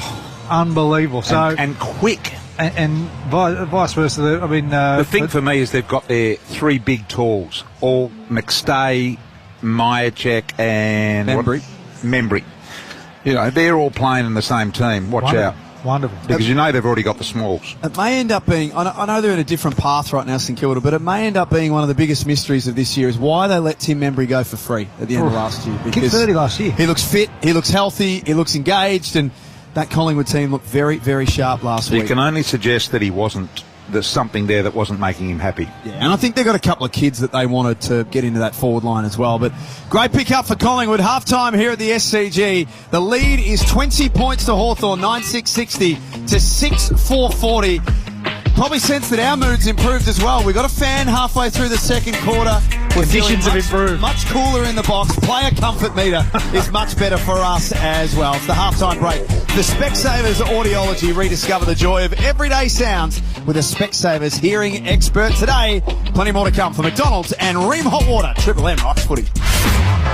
That halftime break, the Specsavers Audiology. Rediscover the joy of everyday sounds with a Specsavers hearing expert today. For Ream Hot Water and McDonald's. Triple M Rocks Footy. Geez, they're working hard out there, Jude. And to all you CBUS members kicking back, enjoying the game, just know that your super fund is working hard for you too, securing strong long-term returns for the retirement you've earned. CBUS Super, making hard work pay off. Read the PDS and TMD to decide if CBUS is right for you. Past performance is not a reliable indicator of future performance. A working class man or woman such as yourself, sorry, it just says man in the song title, doesn't it, Jimmy? I must admit, I love Triple M. Deserves a great playlist at work. And we've got it here for you. Help us build it in the Triple M Club and you could win tickets to see... Hey, this is Jimmy Barnes. Yep. Triple M presents Jimmy Barnes, the Defiant Tour, playing the State Theatre, June 27. Tickets on sale now at frontiertouring.com.au. And all you need to do to win them is click the button in the Triple M Club. Triple M, bloody love you. Chasing some extra legroom and premium seats this footy season? Fans who know best choose Sixt for all their vehicle rental needs. Whether you're looking to make game day travel smoother than a handball or want to give your holiday rental car a luxury touch, we have the right vehicle for you. At Sixt, we'll have you out on the road, not stuck on the sidelines. And das ist good. So travel like a premiership player this season. Book today at sixt.com.au. Win a tour of a lifetime with the Daily Telegraph and Inspiring Vacations. Plus get a $100 voucher for entering. Buy the paper, find today's code word and enter at winwithnews.com.au. T's and C's apply. New South Wales TP/03714. Look at this guy flexing his new Flex drill. Mate, that's what I thought, but you gotta try this thing. The new Flex 24-volt power tool range. More power without the weight. A 30-day money-back guarantee and a lifetime warranty. Flex Tools. Demand more. Search flex-tools.com.au. You weren't kidding. Flex Tools. Demand more. Don't blink or you'll miss it. The Snooze Flash Sale is on now. Half price on selected mattresses and bed frames. Hurry, the Snooze Flash Sale must end Monday. Exclusions, T's and C's apply. Amazing what a little snooze can do. Hello. Frank Walker from National Tiles. The famous National Tiles Spend and Save is on now. Spend $4,000 and we'll only charge you $2,750. Spend $2,000 and we'll only charge you $1,450. Or spend $1,000 and we'll only charge you $750. Yes, the more you spend, the more you save at the National Tiles famous Spend and Save. But you'll have to be quick, So rush into a National Tile store near you or go online at nationaltiles.com.au now and save. New working year, new working gear. Step on up to the new Bailey Aluminium Step Extension Ladder. Using unique rear slides, it's the quickest, most convenient and most compact conversion style ladder available. Way more compact conversion than a traditional dual purpose. Bailey's Step Extension gives you step, leaning and straight with a rear leg section narrow enough to work within studs and manholes. Treat yourself to the all-new Bailey Aluminium Step Extension Ladder, exclusively at Bunnings. BaileyLadders.com.au. Han Ultra, a beer with 0 carbs, which makes it ultra good. Best served ultra cold, after some sort of ultra-curricular activity. Han Ultra, 0 carb, great taste, how good. Less than 0.5 grams of carbs per serve. Drink responsibly. Budget makes car rental fast, affordable and easy, so you can get to the good stuff sooner. Quality vehicles, online pre-check and over 250 pickup points around Australia. Make your next trip fast and easy. Head to budget.com.au. Shut up! The footy's on Triple M! Triple M Rocks Footy. This quarter for Titanium Caravans. Stay off-road and off-grid for longer with a luxurious Titanium Caravan. Visit titaniumcaravans.com.au. Half-time at the SCG. And a big lead going on for the Hawks. At half-time, they lead by 20 points. BT's just seen something on the Harvey Norman replay that's caught your attention. Nothing of interest, I wouldn't have thought. But Mark Beretta, I can see on the he's there? Screens of 7 there, the great man. Taking it in, which is good to see. Yep, all the stars come out to these Sydney games. They love them, don't they? The stars just come here. They don't know what Sydney are called or who they are or what they play. But they just love coming to, to show each other they're here. They've created a match day experience that warrants that, BT. It is a good Do they experience. all get in the one room and just ego off, or...? I think there's a few ego rooms across this ground. Yeah, there's a couple. There's a few during cricket season. There's a few I head can tell bobbles you in that. the cricket season. Third quarter coming up on the Triple M Titanium Caravan scoreboard. If you're looking for a luxurious, tough off-road caravan, then explore Australia like never before in a Titanium Caravan, where rugged durability meets premium comfort. Australia made and 100% Australian owned. Built for the toughest terrain with superior quality and ultimate luxury, you can make your next caravan a Titanium Caravan.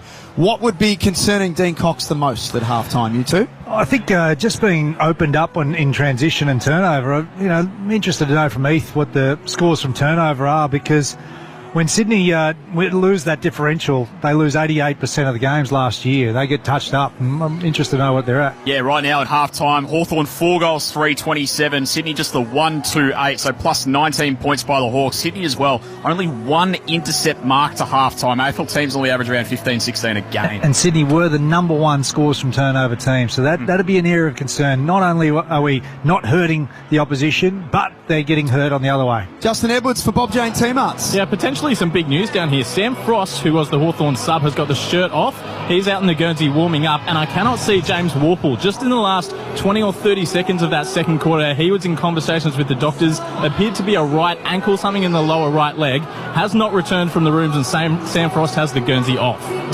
Great work, Justin. Bob Jane T-Marts have got a great buy 3, get 1 free, plus instant cashback deals on Bridgestone, Yokohama, Kumo and Pirelli. Visit bobjane.com.au today. T's and C's apply. He was an interesting choice as sub tonight, Sam Frost.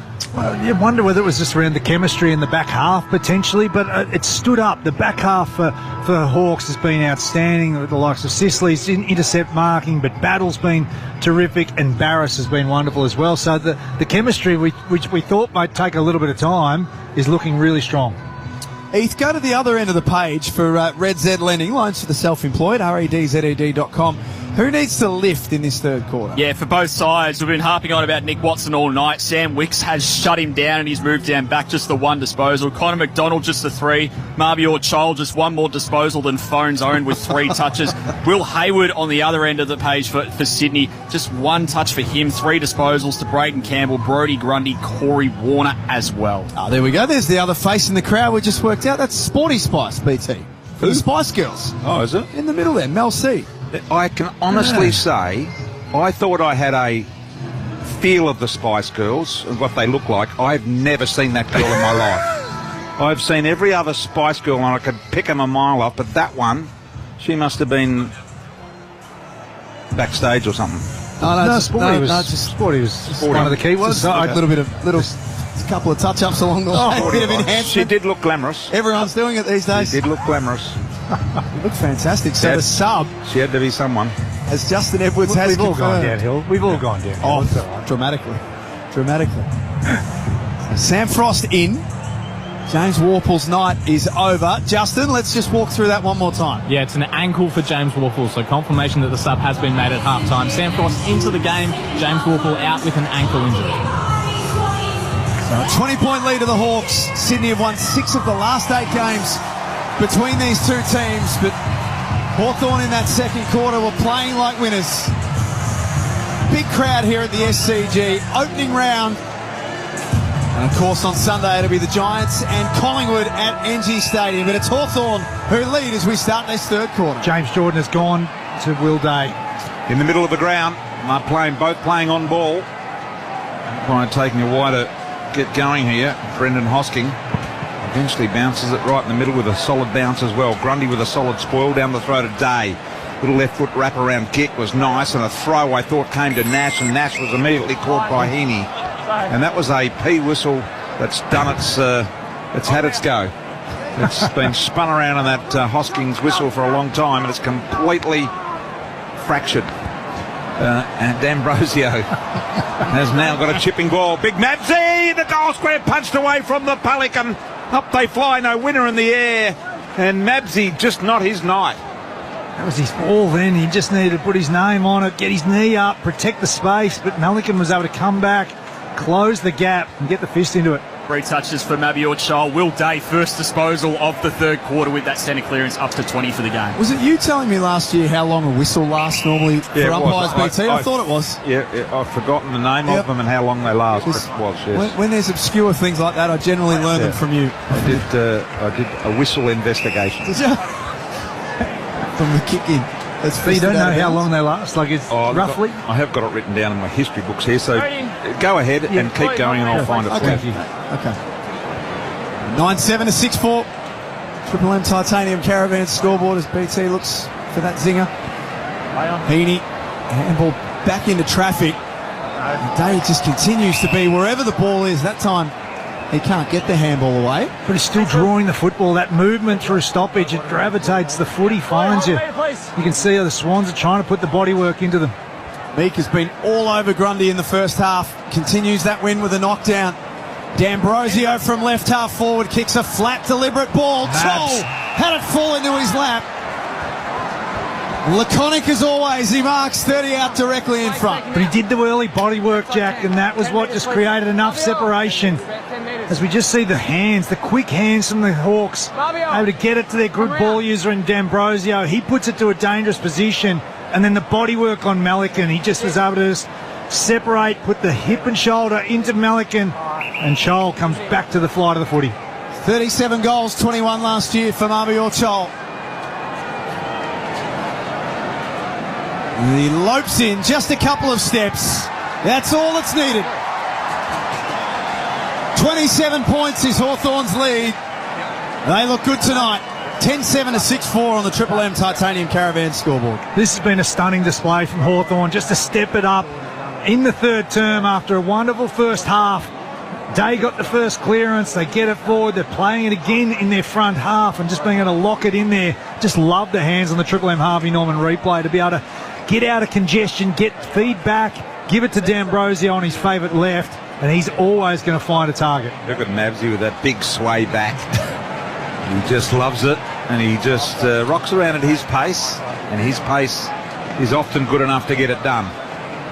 They like him. They like him there. They give him plenty of opportunity, don't they? Yep, and it comes in. It just the quick ball movement allows him just to put his style onto it, which is laconic as you mentioned. Game high 27-point margin here with Hawthorn at the moment. Out of the middle goes Mack, and he looks for Amati on the lead. Good strong mark on the lead.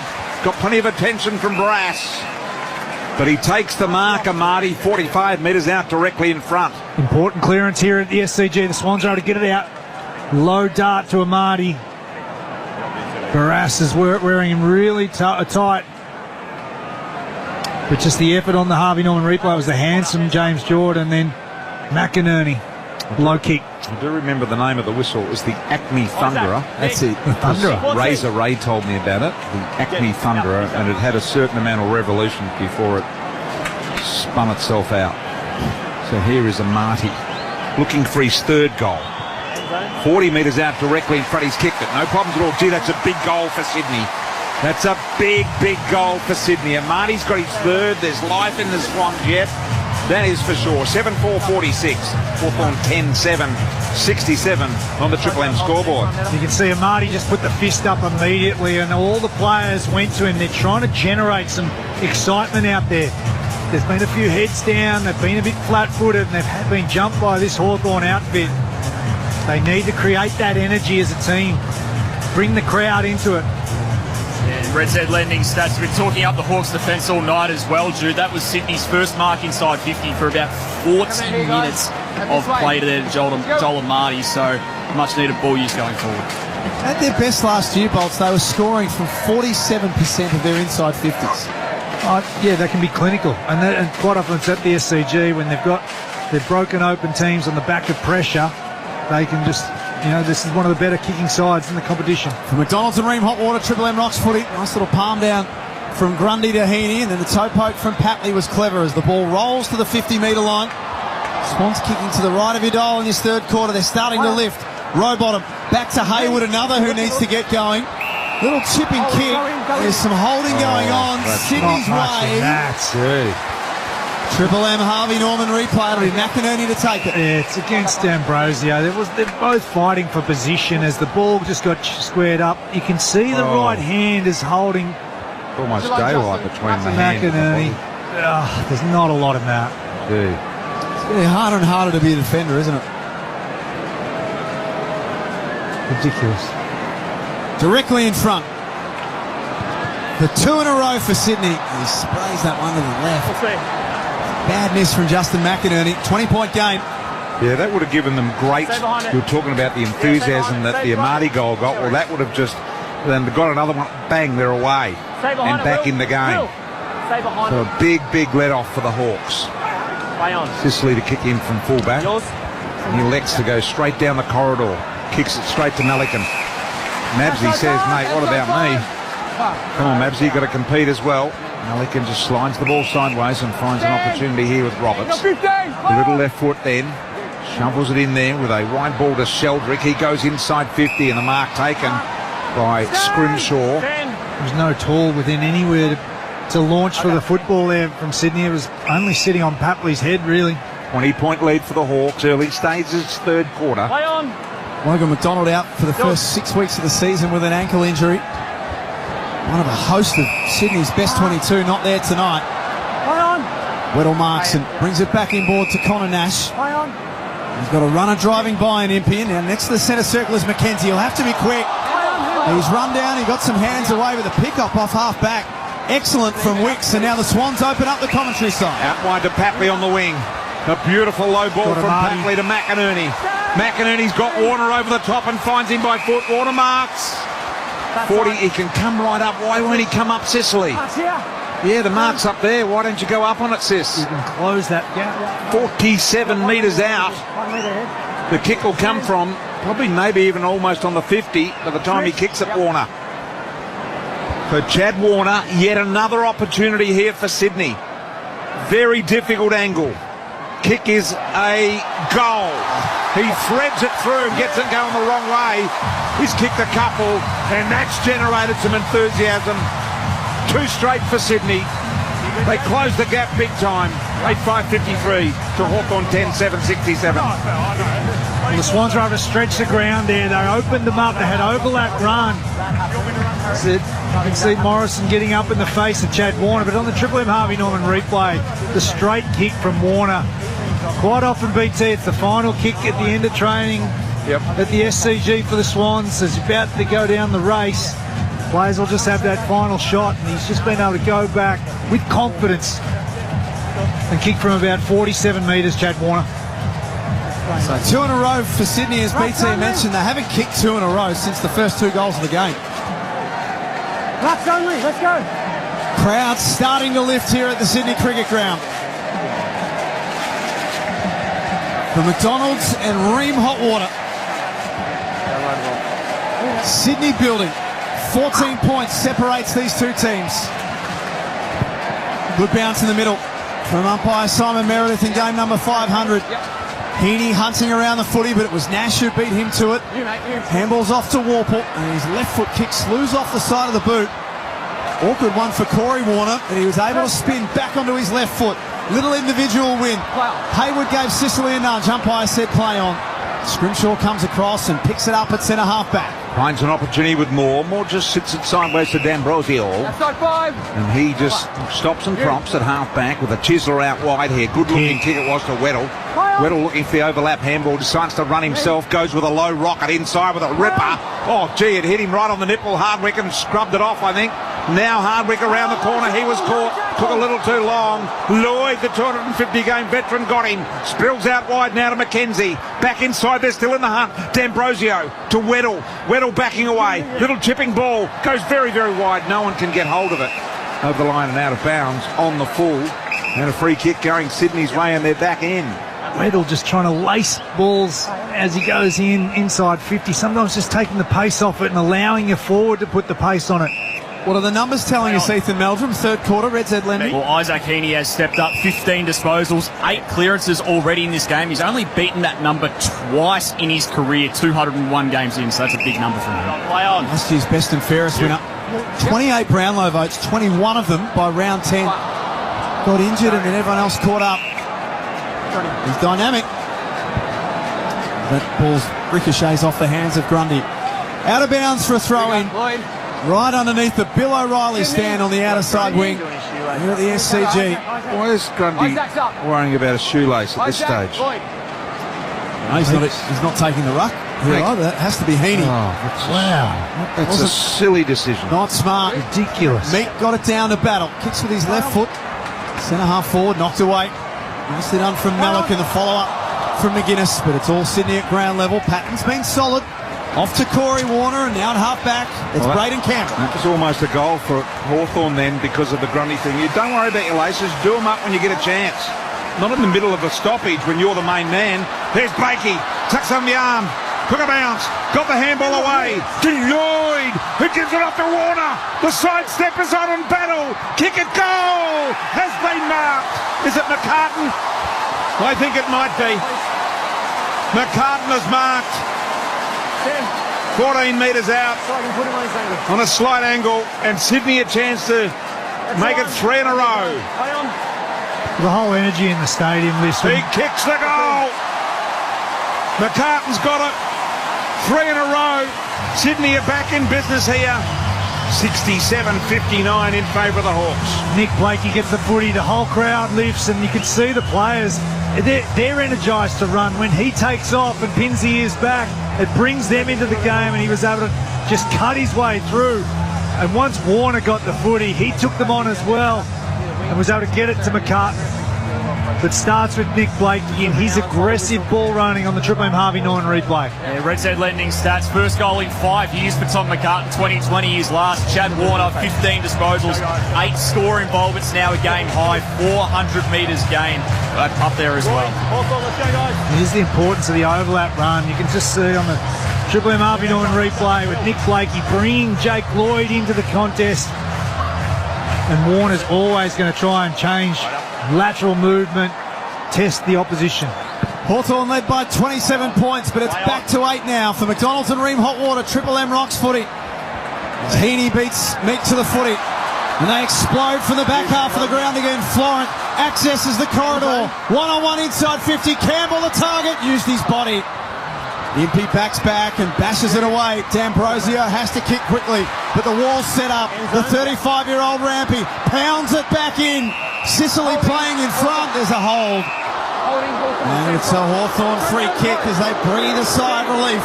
Very lucky, goes to Frost, but McCartan could have got it. Frost, he's skunked it off the side of the boot. Now they're under real pressure here, Hawthorn. McCartan goes up to him and says, mate, skunky sort of kick you just let go there. A real dribbler off the boot. Oh, that's in the Frostball file. That might be his worst. Amani diving down. Couldn't mark top of the goal square and got one high on the way through. That'll be dropping the ball. Great tackling pressure from Sydney. They have lifted in a big way in the third quarter. McInerney comes over and tells Barras all about it. McCartan and Amadi slow to get up as well, though. Straight up, please. There'll be a Will Hayward free kick. Thank you. Okay, move out, guys, please. From pretty much the top of the square. Massimo, move right out, 10 metres. Massimo! Hasn't done a lot tonight, Will Hayward. Out of the protected area.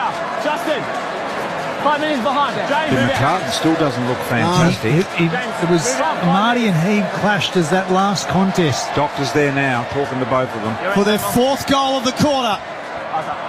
And to make it a 2-point game. Here come the Swans. 67 plays 65, Triple M Titanium Caravan scoreboard. I'm liking this comeback from Sydney because, it's last year it was off the back of one person that got it going and, in a game. This is a team effort.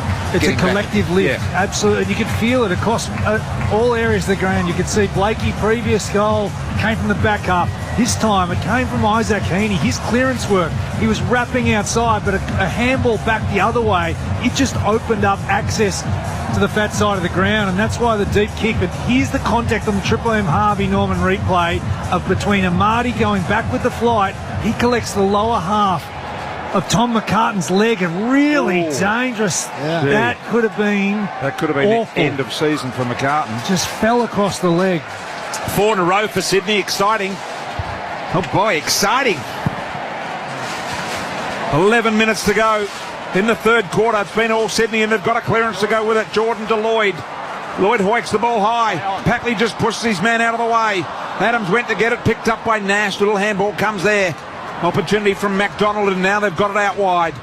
Nash takes a bounce. Almost lost control of it. Regathers it. Beautiful squaring ball to Watson. Watson marked 50 out. He played on. There's a man right in his face. Gave the handball off to Amon. Amon from outside 50. Swinging like a gate. Missed to the left. Final score 68. Plays 65 in favour of Hawthorn.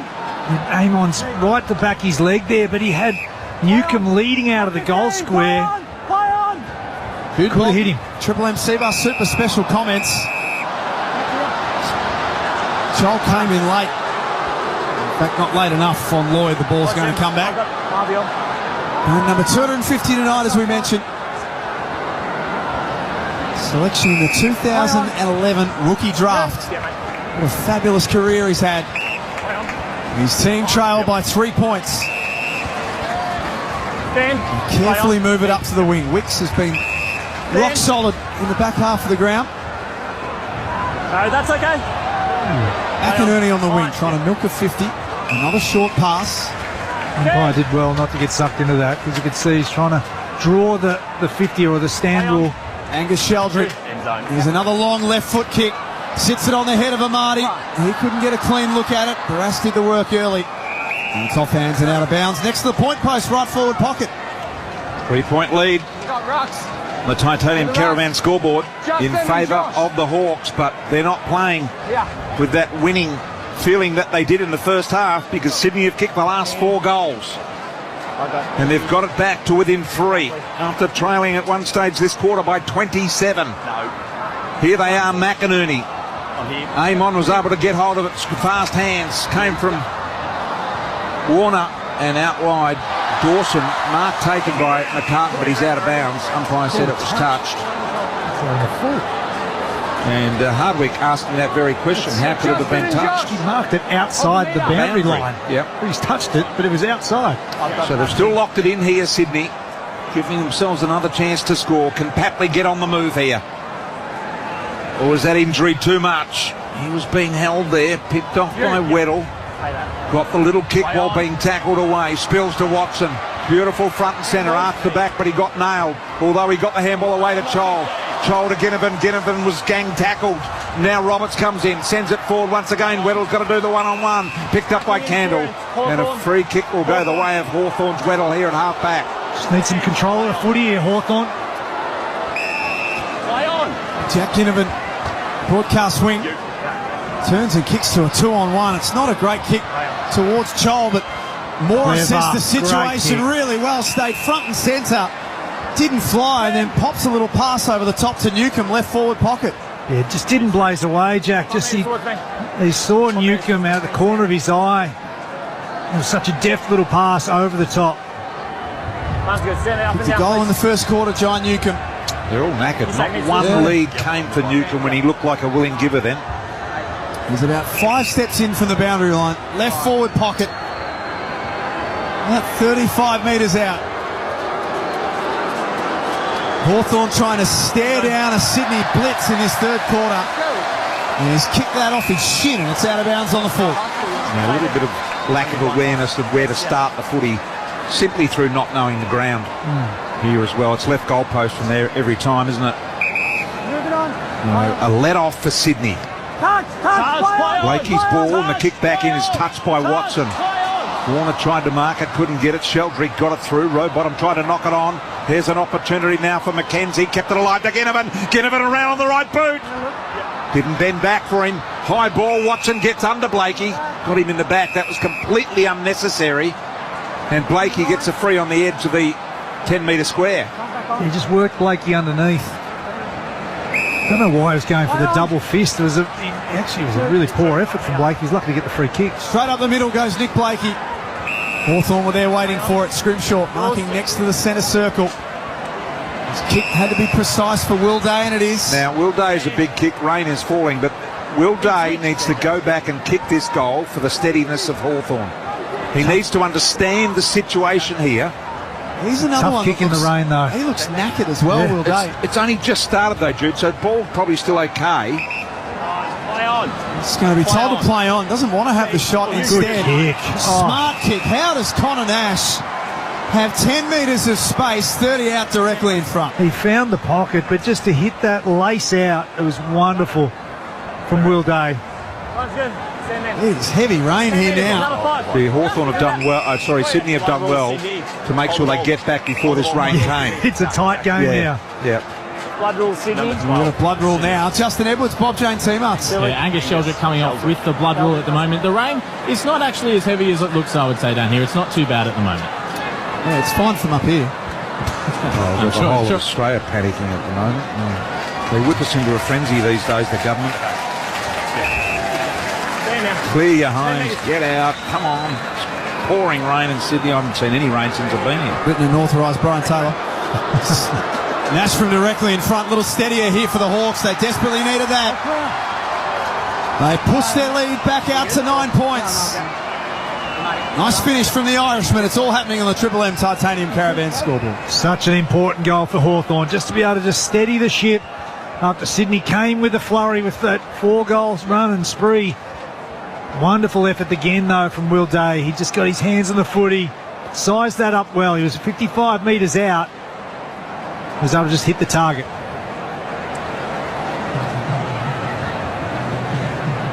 Into the pickle juice, Will Day, at the moment, but that's not his problem. His problem is leg or muscle, and whether that's cramp, I'm not sure. Given the pickle juice, it could well be, but looks a little more severe than that to me, Jude. Yeah, he just cramped up a little bit as he got off the ground there. We spoke about the pre-season games and things like the older days. You would get 3 or 4 games in. 9-point lead on the Titanium Caravan scoreboard. Here's Warner, breaks away out of the middle, took a bounce, wanked it onto the left, put it onto the left even, and now a little opportunity, went through the waiting hands of McCartan and into the pocket with a very, very high ball. Hawthorn in danger here. Danger, danger, danger. They're outnumbered. Papley probably didn't have it. Umpire didn't call it though. Ball up inside Sydney Swans attacking 50. What did he do on the left? I don't know, but Day's not happy. Look at this. Ryan did say he was in the hotel for a long time today. A couple of showers. Scrimshaw, kick was touched. Justin will come to you shortly. Looks like the Swans might have activated their sub. Barras has got all the time and space to look with a short kick to Hardwick. Justin Edwards, Bob Jane teammates. Swans have activated their sub, Tom Hanley, into the game on his debut. Angus Sheldrick, the man that was bleeding, and then he's been asked to sit at the back of the bench too. Great moment for the dairy farmer from Inverloch. Tom Hanley is in for his first time. There's Mabsy. Here's Joel. The Wizards got space forward. Oh, come on, Mabsy. Marbior's got it right next to the interchange bench and he's just walking back. In no hurry. National airtime, Mabsy. He's just... He knows. Just in no rush whatsoever. It can result in more phone calls. And then pops a kick up that basically just said, you guys sort it out. Free kick to Moore. So Moore 55 metres out from goal. Hawthorn little mini comeback here. Got 5 minutes remaining in the third quarter.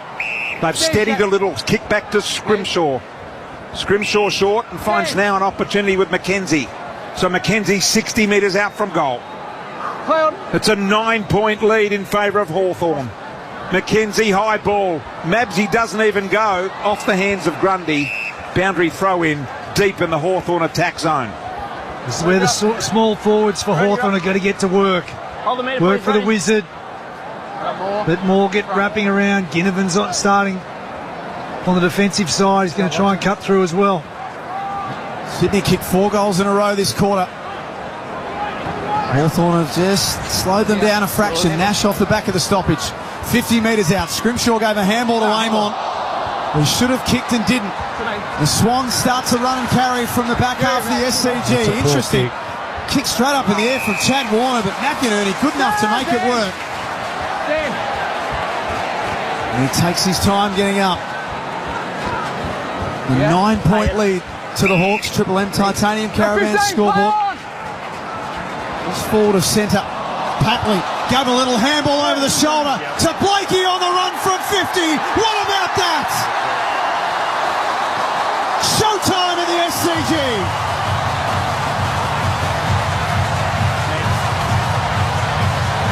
Three points the difference. Big moment in the game. Huge moment. Unbelievable effort just to get their hands over to Blakey.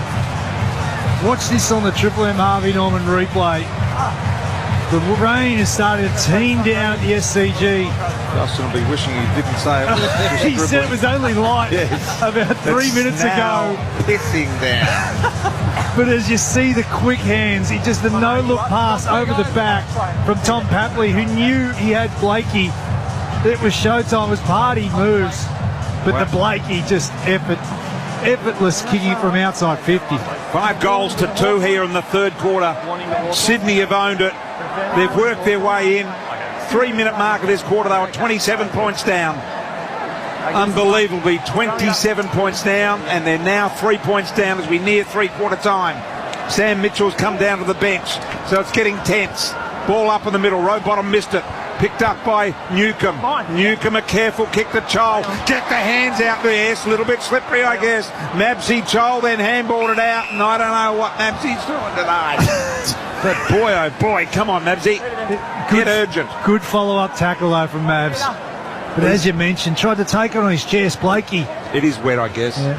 He's in the crosshairs of BT tonight, I reckon, Mabs. No, I like him, but he does play with some casualness. He does. Which is okay. Dylan Moore pounds it back towards Chol. Ball didn't quite get out the back. Ginnivan's lurking. Loose ball pick-up, snapped around the corner quickly from McGuinness. There's a minor score, and it's a 2-point game. Triple M Titanium Caravan scoreboard. Stay off-road and off-grid for longer with a luxurious Titanium Caravan. Jump online, titaniumcaravans.com.au. 4-point lead here for the Hawks. Sydney to kick it back into play here. 3 minutes and 33 seconds remaining in the third quarter. It's been a dynamic one for the Swans. Play on. Kick goes to Wicks in the pocket. He's been told to go because it wasn't long enough. He goes down the line looking for some safety with Grundy. Finds it, goes over the line out of bounds. Boundary throw in. Half forward here for the Hawks. Red said leading stats, Sam Wick's direct opponent, Nick Watson, still just the 3 handballs tonight. Other end of the stat sheet, Nick Blakey slithered his way up to 19 disposals, number 1 ranked Swan on the ground. Boundary throw in here. Can the Hawks muster up out of this? Meek takes the front position. Brody reached over the top. Newcomb, intelligent, knocks it forward, gains about another 20 metres, and a boundary throw in, almost on their 50-metre attacking line. So this is good news for Hawthorn. That sort of surge knock-on, so important in the wet. You don't want to get too cute, overuse the football. Grundy and Meek will battle it out in the ruck. It's 53 metres out from Hawthorn City end goal. The rain has gone away again for a moment or two. Grundy able to manoeuvre Meek under the footy. No clear winner though. Heaney had it and then was tackled aggressively by Newcomb. We'll have another ball up. Still 52 metres out from Hawthorn's goal. Brady, hold the meter. Clock ticks down to 3 minutes before three-quarter time. Heaney runs back into traffic, a little risky. Grundy, just as risky as he picked it up off his ankles. Moore had it and lost it. Slippery conditions. With a big batch of rain at the SCG that Justin Thomas wasn't that heavy. Pressure's good. Ginnivan rolls it towards goal. It's not quite there. McGuinness applying pressure. He almost got a boot to it. Sydney forced it through for behind. They didn't do too well in just disposing of that. Sydney just created opportunities. They were scrambling at the goal mouth. 5-point lead here now with the Hawks. Ball in the hands of Blakey. Goes out wide or one-on-one with Heaney. And I think it was Newcomb as well, or D'Ambrosio it was, and no winner there, and ball went out of bounds. Lloyd, Brady, hold the meter. And we'll have a boundary throw in. So ball locked in the Hawthorn end at the moment to end this quarter. It's been a 5-2 quarter in favour of the Sydney Swans. Big comeback indeed. Grundy stops Meek running at the ball. Meek won it out in the end. Got it to D'Ambrosio. Had a fresh airy as he tried to screw it around the corner. Jordan got the fumbles when he saw Meek coming at him. Well, Nash it was, over the line out of bounds. Yet another stoppage. I think about the 6th in this area in the last couple of minutes. Just the greasy conditions. You double handle the football. Just invites more pressure. Pye flings it back in. Meek and Grundy fall over. Nothing graceful about that. Never is with the ruckman. Amani run under the footy. Watched the footy beautifully, Barras there. Didn't panic at any stage, Tom Barras. Just took a comfortable mark at half-back. And now Hardwick steps around, kicks to the members' wing. Meek is the rover. Little handball over the top to Ginnivan. He ducked the shoulder. And this time he'll be rewarded. 55 out. He tried to spear a kick low. Way too cute. Rowbottom on the turnover. Gets it to Amani. And Amani takes the mark. And we've got a minute 37 to go here. It was a bad turnover by Ginnivan. He trying to be a little bit too cute with the footy as well. And Amadi now just saying, I'll send it down the line, getting plenty of advice from Rampy on the bench. Oh. Gee, Taylor Adams interfered with Sicily, and it has to be a free to Sicily. And umpires just got confused as to who was going to call it. And in the end, they both agreed that it's a Sicily free kick here at half-back for the Hawks. Yeah, Adams went back recklessly with the flight. Not sure why he thought it was his free kick on the Harvey Norman replay, Taylor Adams. Watson off hands at the back. Finally with some time and some space to run and carry. From 70 out he gets to 50 and he drives it long. But he had Morrison. He burnt Harry Morrison and instead Blakey in the last line of defence marks. What happens when you're a good player like Watson and you haven't had much of the ball in the night, when you get an opportunity, you lock on and try and think you're going to do everything. Absolutely. And he just completely missed Morrison out of the corner of his eye, who was free. McInerney now down the line. Roberts didn't have it. Warner did for a moment. Rowbottom, the real tough goer at the footy, just a bull, kept it alive and banged it forward off the boot. But Barras, how good is he going to be for this club? A big, tall, key defender for them. Not one, and throw in a medium-sizer with Battle as well. And they have shored up their defence in one pre-season. Barras goes down the line, kicks it out of bounds on the full, will be a Rowbottom free at half-back. Outside 5. Outside 5. So by the time James Rowbottom brings this ball back in, siren will be about to sound. First game of the season for both teams, and the players look absolutely cooked. It's an arm wrestle, this one. And it's the Hawks who lead by 5 points with a quarter remaining. 11-10-76 to 11-5-71. Brian Taylor, Jude Bolton, Ethan Meldrum, Justin Edwards and Jack Heverin with you here at the Sydney Cricket Ground. Friday night footy in front of a big crowd for McDonald's and Ream Hot Water. Triple M Rocks footy. That quarter, the titanium caravans stay off-road and off-grid for longer with a luxurious titanium caravan. Visit titaniumcaravans.com.au. For McDonald's, Triple M Rocks footy. The new AFL Happy Meal is here with 18 unique bag clips to collect. Available 10:30 a.m. to midnight while stocks last for a limited time only. Triple M's We have a bus tour. got themselves a bus. Yeah, you want to be on this bus. It's not just any old wheels on the bus go round and round type of bus. We're going to different pubs. We're putting on a cheap bus tour with us and listeners. Ready to go. Oh my god, I'm so excited. Unreal. Can't wait. Triple M's cheap beer bus tour is hitting the road. Get on board weekdays from 6 and win your ticks. Thanks to WorkScene. Get all the brands that work as hard as you do at workscene.com.au. Chasing some extra legroom and premium seats this footy season? Fans who know best choose Sixt for all their vehicle rental needs. Whether you're looking to make game day travel smoother than a handball or want to give your holiday rental car a luxury touch, we have the right vehicle for you. At Sixt, we'll have you out on the road, not stuck on the sidelines. And das ist good. So travel like a premiership player this season. Book today at sixt.com.au. At the NRMA, we're for those facing pothole bumps and battery slumps. But right now, we're for Ollie, who's just locked his keys in the car. Here you go. Join Australia's largest roadside assistance network with complimentary My NRMA rewards. Search NRMA Roadside. Hello. Frank Walker from National Tiles. The famous National Tiles Spend and Save is on now. Spend $4,000 and we'll only charge you $2,750. Spend $2,000 and we'll only charge you $1,450. Or spend $1,000 and we'll only charge you $750. Yes, the more you spend, the more you save at the National Tiles famous Spend and Save. But you'll have to be quick. So rush into a National Tiles store near you or go online at nationaltiles.com.au now and save. Weekends are for you time, not meal prepping. Get ready-made meals that don't taste tasteless. My Muscle Chef has a huge range, great flavours, and every meal is prepared by chefs and dietitians. Take back Sundays. Find the full range at mymusclechef.com. Time now for some more hot dates. If money feels a little wild, NAB's right there with you. From budgeting for your weekly shop to saving for your yearly holiday, whatever matters to you, NAB can help wrangle it. NAB, more than money. Hot dates. At Wild Bean Cafe, you'll get delicious golden chicken bites for only $1 each. You'll love them, but be quick. Everyone else will love them too. Available at participating BP stores. Drives you cravey. Hot dates. Pencil them in. Launch your punting plan with the Ladbrokes app. Take on the fun and download the Ladbrokes app today. What's gambling really costing you? If your business needs fast funding, don't get caught offside. With Prosper, you can apply online in less than 10 minutes and get funded in hours. Choose a business loan or line of credit up to $500K. That'll get you over the line. Make extra repayments to save on interest, plus manage your cash flow anytime with the Prosper app. Prosper gets you off the bench and back in the game. Apply today at prosper.com. That's PROSPA.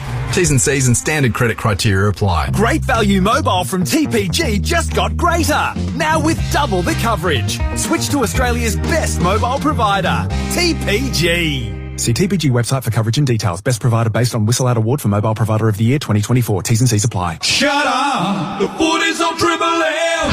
Triple M rocks footy. This quarter for Beacon Trade. Tradies, big jobs, small jobs, tough jobs. Beacon Trade's got the lighting, fans and electrical to get it done. Join up at beacontrade.com.au. Sydney hit back in that third quarter, kicked 5 goals to 2, and it's just a 5-point game at three-quarter time here at the SCG. 11-10, 76 the Hawks. Sydney 11-5, 71. Justin Edwards, a bit going on in that third quarter for Bob Jane. T-Marts, buy 3, get 1 free, plus instant cash back on Bridgestone, Yokohama, Kumo, Pirelli, and so many more. Visit bobjane.com.au today. Yeah, rain started to get really heavy again in that three-quarter time break after it subsided for just a few minutes in the end of that third quarter, and I take full responsibility for the rain getting heavy because I said it wasn't going to. We've just seen James Worpel re-emerge from the Hawthorn rooms at three-quarter time, and he's in a moon boot, so not good news for him at the Hawks. Just put the jacket on, Justin.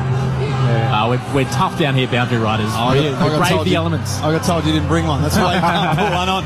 Ethan Meldrum with all the Red Z lending stats. Yeah, story of efficiency for both sides in that third quarter. 15 inside 50s for 2 goals for the Hawks, 10 entries for 5 goals for the Swans. We know how good they were at that last year. Will Day, number 1 ranked player, 21 disposals, 3 goals, 45% time on ground in that third quarter, so pretty low. Leading ball winners for the Swans, Blakey 21, and Matt Roberts up to 20 touches. And for Seabus Super, making hard work pay off since 1984. Here is Jude Bolton on Triple M footy. Well, the Swans cranked their pressure up and they got their running game going, but now the game's flipped a little bit more with these greasy conditions, so you've got to put your head over the footy, tough and hard, get your defensive structures and right. I saw Sam Mitchell go to Ginnivan and Watson, pat him on the head and say, these conditions are now yours. Exactly, come alive. Yeah.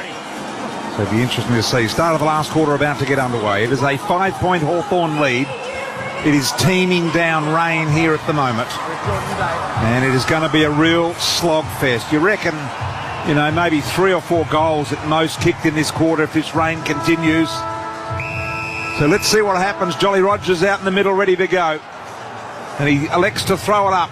Grundy, the front position, double-handed knockdown. Nash will arrive first. Ran straight into the brick wall. That was Campbell. Was able to get rid of it, though. Smothered off the boot. Heaney was able to pick it up. No, it spills now to Hawthorn. Ball is ricocheting around everywhere in the middle of the ground. Amon got a little poker there. So did Newcomb. Crashing in here was Nash. No winner. It's fierce here early in the last quarter, and eventually a win goes the way here of Sydney. Ball knocked loose. Rowbottom was over. Heaney it was, in fact. Socket off the ground. Got it out in front of Amati. He's kicked 3 tonight. Can't control the ball. Keeps it alive. And Sydney go inside 50, but can't quite get hold of it. They haven't taken it out of bounds yet, Hawthorn. Now they do. James Rowbottom puts his boot back on. It was a huge surging kick from Heaney. It was 40 metres just off the ground. Ground position, everything in these conditions. It's completely changed this game, hasn't it? He's belting down at the SCG now. Dry weather footy in the first half, and I swear it was the middle of June with the way that this rain's coming down at the moment. 5-point lead of the Hawks. It might be worth its weight in gold in this last term. Warner playing dry weather footy. Kicks a spiralling ball towards goal. Impey gets back and forces it through for a rush behind. That shouldn't have bounced the way it did. It should have skidded underneath him, shouldn't it? It just went back up into Amon. Wow. Into Impey. Big let off there for Hawthorn. Impey, the man on the spot, goes out wide, and here's Blakey coming forward. Chol stole it off him. Funny little handball give it was to Morrison.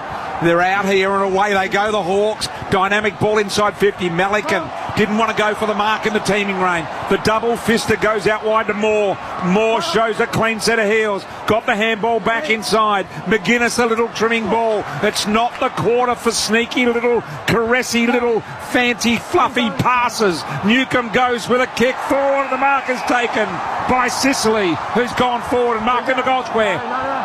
Geez, called play on. I don't reckon he went off the mark. McGuinness kicks the goal. Luckily, that could have been completely stuffed up. And it is a goal, not convincing to the Hawks. Nevertheless, on the Triple M Beacon Trade scoreboard. Trying to bring his teammates into it, James Sicily, but just go back and kick the goal. It's teeming rain. You just don't need the handball, the Joe the Goose over the top. Look, he's the captain of the club. He needs to know that, doesn't he? He should. Like, you just can't risk that in these conditions. But even in a dry conditions, there's always a chance of just a fumble or the like, but it is torrential now. Who kicked it in the end? McGuinness. It might be, as we have a look at the Harvey Norman replay here, Bolts. And Malikan had 2 opportunities, went double fist on both of them, and particularly that brings the small forwards into the play for Hawks. Like, there's an opportunity just to take the ball with 2 hands, or at least a soft drop in front of you. Little things are the big things for McDonald's and Ream Hot Water. Triple M Rocks footy.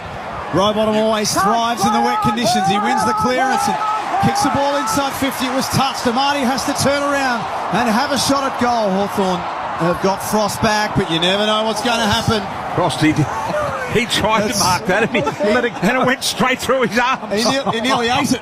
You know when you set up the basketball goal for your kids and you say try and get it in the hole here? It went straight through Frosty's arms.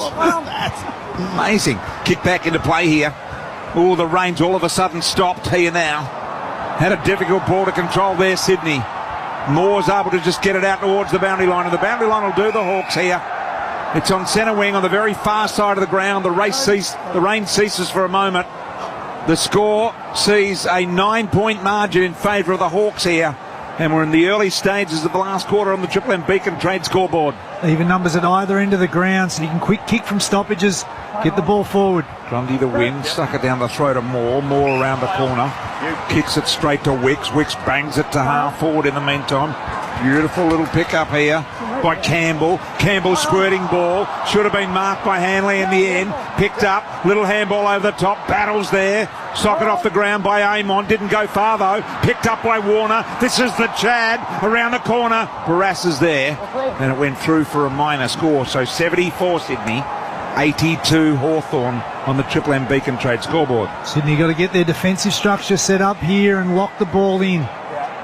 Put the pressure on the Hawks as they exit the defensive 50. 2 goals, 1 for the night for Chad Warner. What does the rest of his stat line look like, Ethan Meldrum? Yeah, pretty impressive. 19 touches, 11 score involvements. Swans have scored 19 times. He's been involved in 11. It's a massive number from him. Amon from defence. Long and direct. Grundy outpoints Meek. I haven't seen a lot of Brodie Grundy tonight. Play on.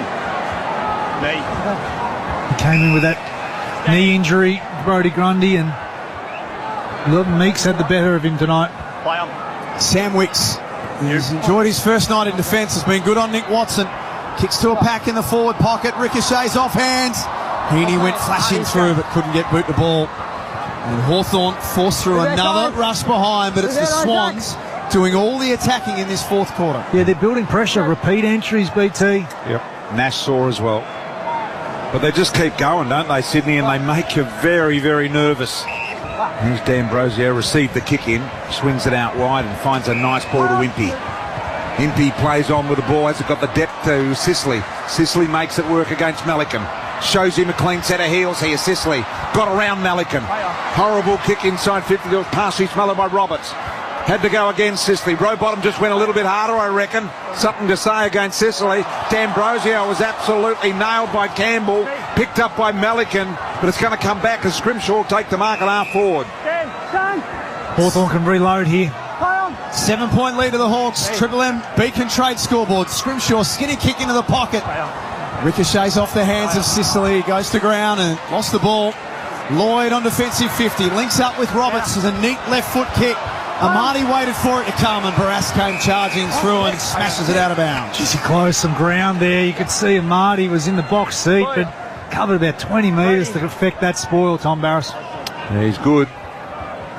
You can see what he's added to their team already. Yeah. And he's just going to get better.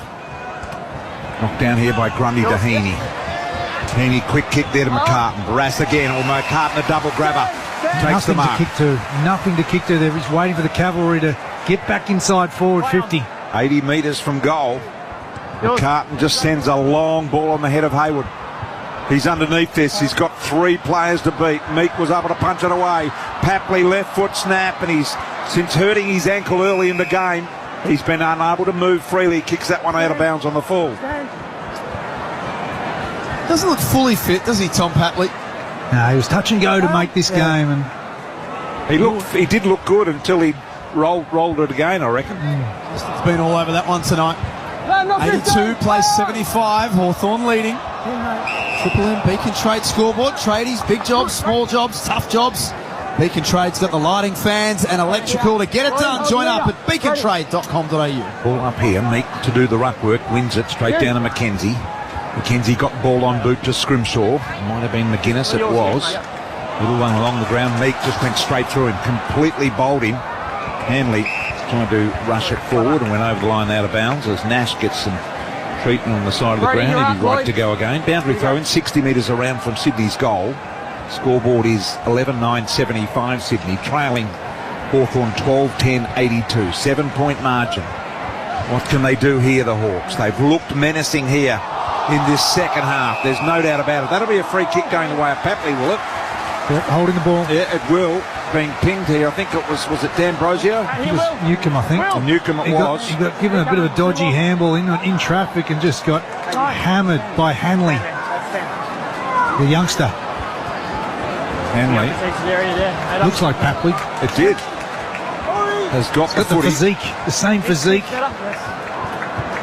Well, he's a long way out. Man on the mark's at 48 metres.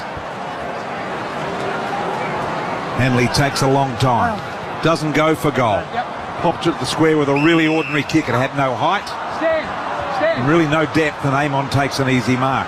Yeah, just need to lift that up, give Marty and some of his key forwards like McCartan an opportunity. Bit of a holding pattern here. Finn McGuinness kicked a goal at the 2-minute mark, and we haven't had one since. 9 minutes gone in this last quarter. Handball fired to Hanley. Makes up for the previous error. Adams took a while. He was run down. Scrimshaw got him. Umpire said play on. Ball at left half forward. Ginnivan fossicking around for it. D'Ambrosio is a left footer. Wanted to get back onto that side. Sydney just trying to will it towards their goal. Ginnivan, sloppy handball back. Impey was forced to kick hurriedly. Broadcast wing. 2-on-2. Newcomb kicks off the ground. He was trying to move it forward, but it'll be insufficient intent with that new ruling. Sydney get the ball back. The art of disguise was not there for Newcomb, but tell you what, the Hawks have been up for the scrap. All these balls are just hard fought. Closing time and space against the Swans. Wicks has got the ball on the wing. Rain has ceased for some time now. Down the line, Meek should mark, and he does. But you would think with a 7-point lead at the moment, it's not enough. You're not going to be able to defend this. They need another goal here, Hawthorn. Meek kicks it down the line. And now it's wet conditions. He kicked that out of bounds in the full. That'll be a free kick going the way of the Sydney Swans. Wicks. It's a poor kick. I mean, put it to advantage. You've got good strong contest down the line. Will Day since half-time, Heath. They made the move, made the change, and put some attention into him. What does it look like since then? Yeah, he was 19 touches, 3 goals to half-time. Best player on the ground by a mile. Just the 3 disposals since. You called that one early, Jude. Sydney changed their matchups at half-time. And it's been a good one for them. James Jordan kicks around the body from the outer side wing. High ball. No one could get a hand on it. Hardwick gave a good old-fashioned nudge. Umpire says play on. Hoists it to the wing. Florent trying to cut his way through. Hamill to no one in particular. Losing space quickly. Ginnivan rolling left foot ball. McGuinness will be first there for the Hawks. Gathers in the forward pocket. Pops the handball over the top to Sicily. Tried to shield his man from it and then just dropped it. Didn't even try and disguise it. Just threw it on the turf, and that's holding the ball. So Ollie Florent knew he had to make up for it. Florent's kick across goal is a shocker, and it's been marked here. Cox can't believe it. And it's been marked, I think, by McDonald. It is McDonald, and he's 30 metres out directly in front. It was an absolute shocker. 2 terrible efforts from Ollie Florent. He went off and made up for it by laying the tackle, and then just a lazy kick across ground on the Triple M Harvey Norman replay. And the Hawks are going to capitalise here with McDonald. McDonald looking for his 50th career goal. And to extend the margin from 30 metres out. Kick is good. That's a goal. That is a big-time goal for Hawthorn. Huge goal. 11-9-75 to 13-10-88 on the Triple M Beacon trade scoreboard. As we said, the Hawks are up for the scrap. You can see they're fighting hard for each possession. They put Ollie Florent under enormous heat initially, and that's why he just bizarrely just coughed the ball up. He went back, laid the tackle in the defensive pocket, but then one-step kick across the ground. McDonald was all over it. A good finish on the Triple M Harvey Norman replay. Yeah, Red Z lending stats have been scrappy all quarter. The Swans, 68% by foot last year, one of the highest ranks in the competition. Just 41% in this last term. Rain affected, sure, but 5 clanger kicks as well. Not ideal for the Swans. With goals hard to come by in the fourth quarter, that is a big moment in this game, Jude Bolton. Huge goal in the context of the game. For McDonald's and Ream Hotwater, Triple M Rocks footy. Connor McDonald, who kicked the last goal, has got it back. On the wing, right next to the Toyota logo. He's instructed to play on and does exactly that. Chol from the back. Almost marked and couldn't. McKenzie with good forward pressure. Now you get a stoppage, right forward pocket. We know both of these teams have tough starts to the season. Such an important 4 points 20 metres out from the Hawthorn goal. They kick another one here, Hawks, and you think it'd be all over for Sydney. At what is it, a 13-point margin as we speak. So they are in serious trouble here, the Sydney Swans, if Hawthorn, through this forward stoppage, convert. High footy there from McKenzie. You heard the umpire's call. Comes back to McKenzie. Fiddled the ball out to Ginnivan at the back of the pack. He goes backwards looking for Nash. Missed him. Papley was there. Stole it. Ducked under the tackle. Did well. Got it to Warner. Warner goes very, very wide. Free kick. Whistle's gone. Down the field, I think it'll go. So it'll be a Swans ball. Amati, I think. Hanley's going to get it. Hanley. Yeah, he was the closest to it. Downfield free kick for an action in the defensive part of the ground. Rowbottom told to play on. Kick off the side of the boot that goes as high as it does wide. Hanley stays down. Nicely assessed by the debutant. Florent took on a tackle. Brilliant from Connor Nash. When he tackles, they stick. How good was the tackle from Nash? Ollie Florent was trying to shrug him. Just too strong. Top 10 in the competition last year in that stat. Another big tackle and a little win for the Hawks, who lead by 13 points. And that's team lifting in these tight games when your teammate locks on to the opposition as they're trying to make a breakaway. Now they get to control the footy. Kicked the only 2 goals of this last quarter here, Hawthorn. And they're just in go slow play mode at the moment. Play on. Impey's got it on the wing near the boundary. He slides it parallel with the boundary line. Joel couldn't quite grasp it. Roberts with a high ball that went nowhere. Wicks with the spoil. Spills to McKenzie. Shot the handball back to Amon, who had space. On the left boot, sends it inside. Chol! I don't think a free kick will go the way against Sicily. Chol had marked the ball. Sicily had given the free away, and Rampy's got the free kick in the back end. Time's not a factor yet. They've still got 9 minutes, Sydney. A 13-point deficit on the Triple M Bunnings trade scoreboard. Rampy with a long kick. Newcomb wraps up Hanley. Thanks, Tom. It's the importance of these clearances now in the wet, greasy conditions. Get your field position. Turn the opposition around. So Taylor Adams on the Harvey Norman replay screen. Grabbed it. What looks like the hamstring. Justin will have a look at that one shortly. Kick was touched off the boot. You heard the umpires mic'd up. Exclusively on Triple M footy. Off hands Rampy. High ball, McKenzie had to sit and wait for a while. He didn't panic. He takes a nice mark, 65 out. But he's going to use the clock. He's going to milk every second he's got here before the umpire tells him to play on. He is 65 metres out. It's unrealistic. And he's now going to kick. So good play by McKenzie. Kicks in the direction of Joel. Both hands on it, couldn't mark. Blakey got the little handball away to Wicks. Wicks high balls one. McCartan said some urgency but couldn't get it. And Scrimshaw did well in the pack mark. That's a dangerous kick, but he goes back and finds a real good kicker in Amon. He plays on the left boot. Sends a spiking ball to the top of the square. Chol is there through the hands. Wicks picked it off, handball to Florent. Here comes Sydney again. They try and open up this outer side of the ground. Lloyd had to kick from a standing start. Papley had 2 against him. Knocks it to ground. 50 out from Hawthorn's goal. Little kick off the ground from Jordan, gains some yards. And then Papley soccers it off the ground and it rolls and rolls and rolls. The best part of 50 metres. But it's paid insufficient intent. Justin Edwards, Bob Jane teammates. Looks like Taylor Adams is done for the day. He's gone to the back of the bench. He's involved in a heavy tackle by Jack Scrimshaw. Grabbed for his hamstring straight away and gone to the back of the bench. He has hamstring history. Taylor Adams, right through his career, in fact. So Marty takes the mark, gives a little handball off here, and they're away again. Patton. This time they're trying to get something going here, and here's McCartan being solid. Takes a juggling mark, 75 metres out from goal. Need to get going at 75-88 in favour of Hawthorn. We've got 7 minutes left. Across the ground they go to Roberts. He's got a raking left boot. He chips this one to the top of the square. Up they fly, no winner in the air. Off hands, Day. Front and centres it. Got the handball wide.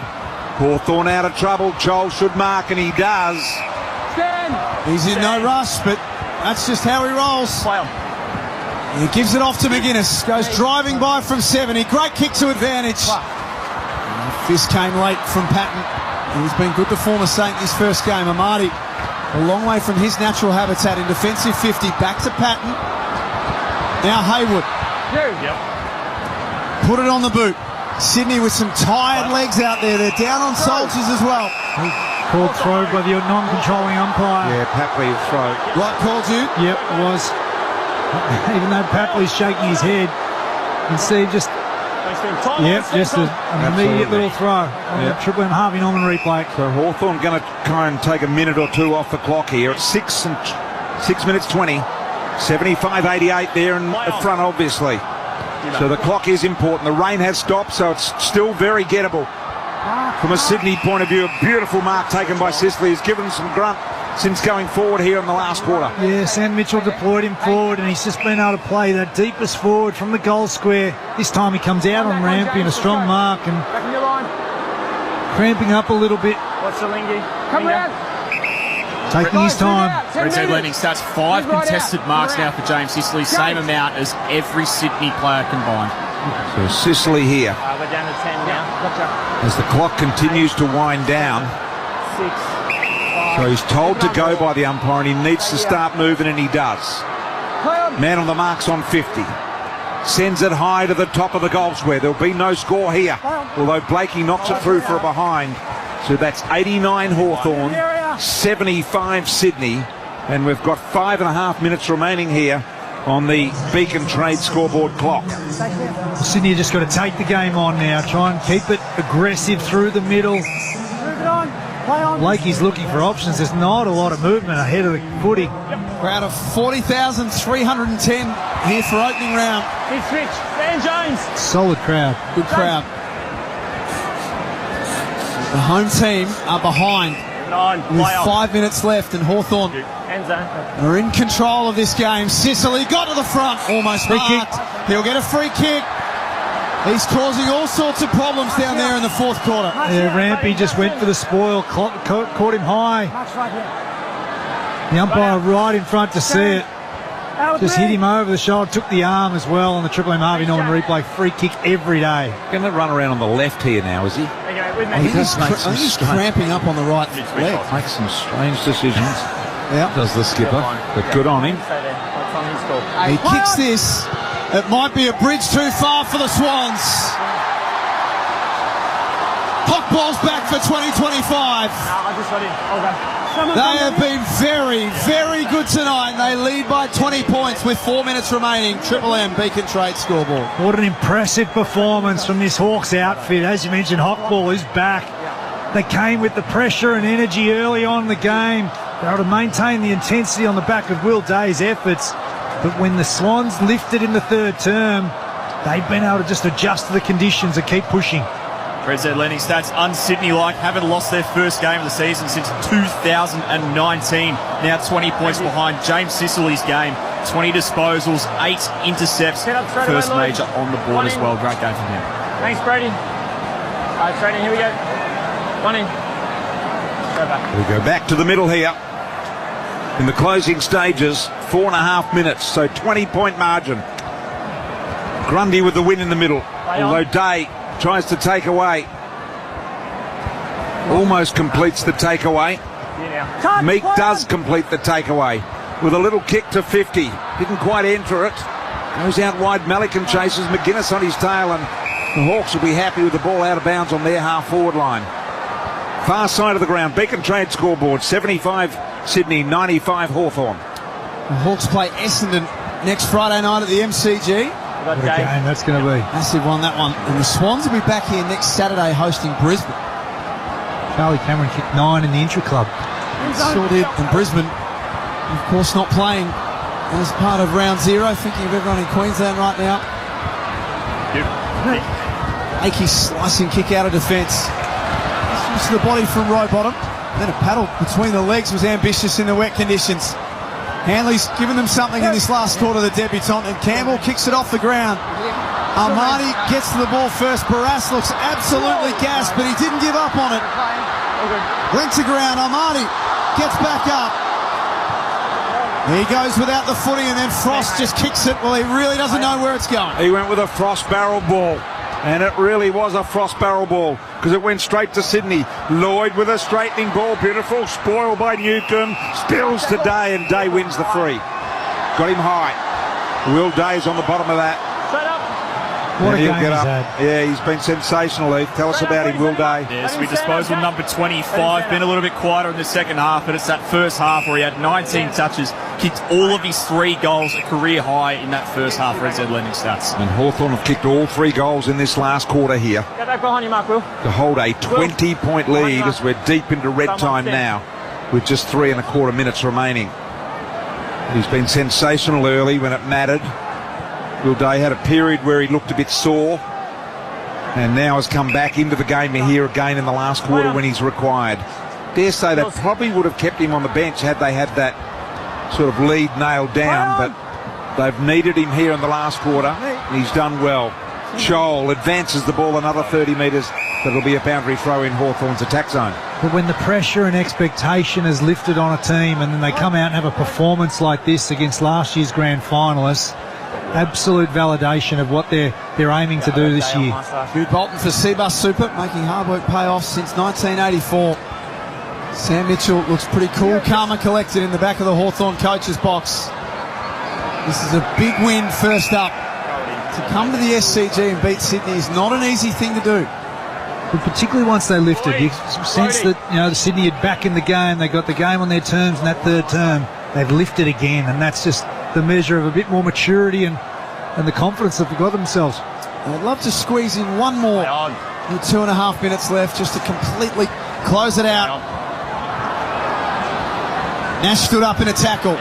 Back to Newcombe. He'll kick from 45 metres out. Sicily wrestling with Blakey. Ball got knocked away from the Hawks captain. And Melican will need to be quick. Combines with Jordan. Blakey gets onto his left foot. And now he can go. Little chipping ball back inside here by Blakey. Gets it to Campbell. Campbell on that beautiful stroking left boot goes out towards McCartan, who couldn't quite get it. Florent fumbled at ground level. Picked up in the end there by Warner. That was Corey Warner. They keep it alive in the hands of the left-footing Campbell. Campbell to Amati. Amati was taken out of it and probably should have got a free, but it'll be paid to D'Ambrosio.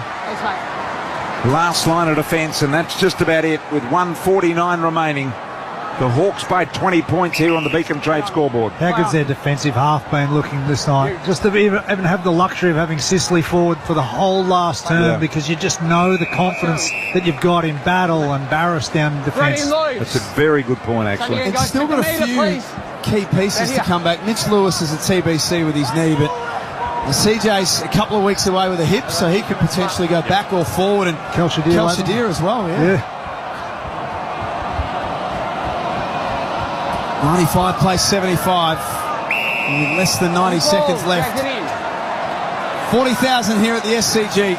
They'll be able to draw upon this throughout the year, just the confidence of standing up and being battle hardened from round one onwards. They'll go back inside and they'll say to themselves, well, we've beaten last year's grand finalist.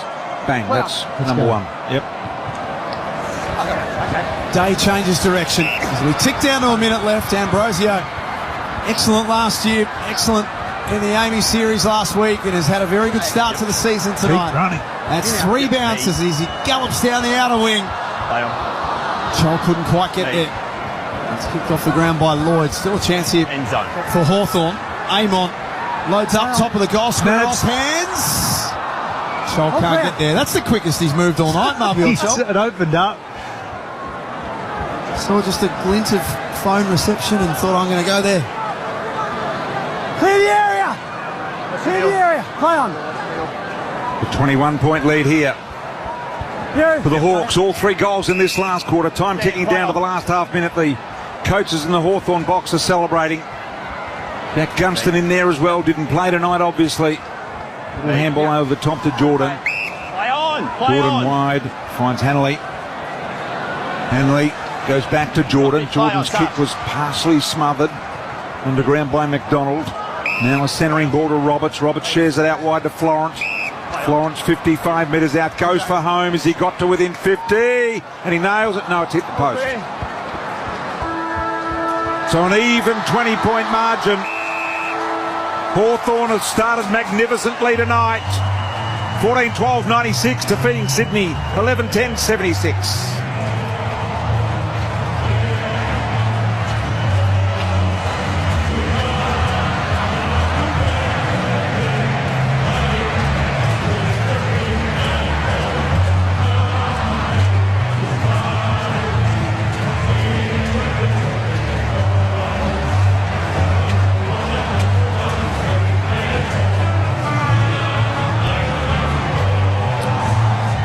They led by 6 points at quarter time, 20 points at half time.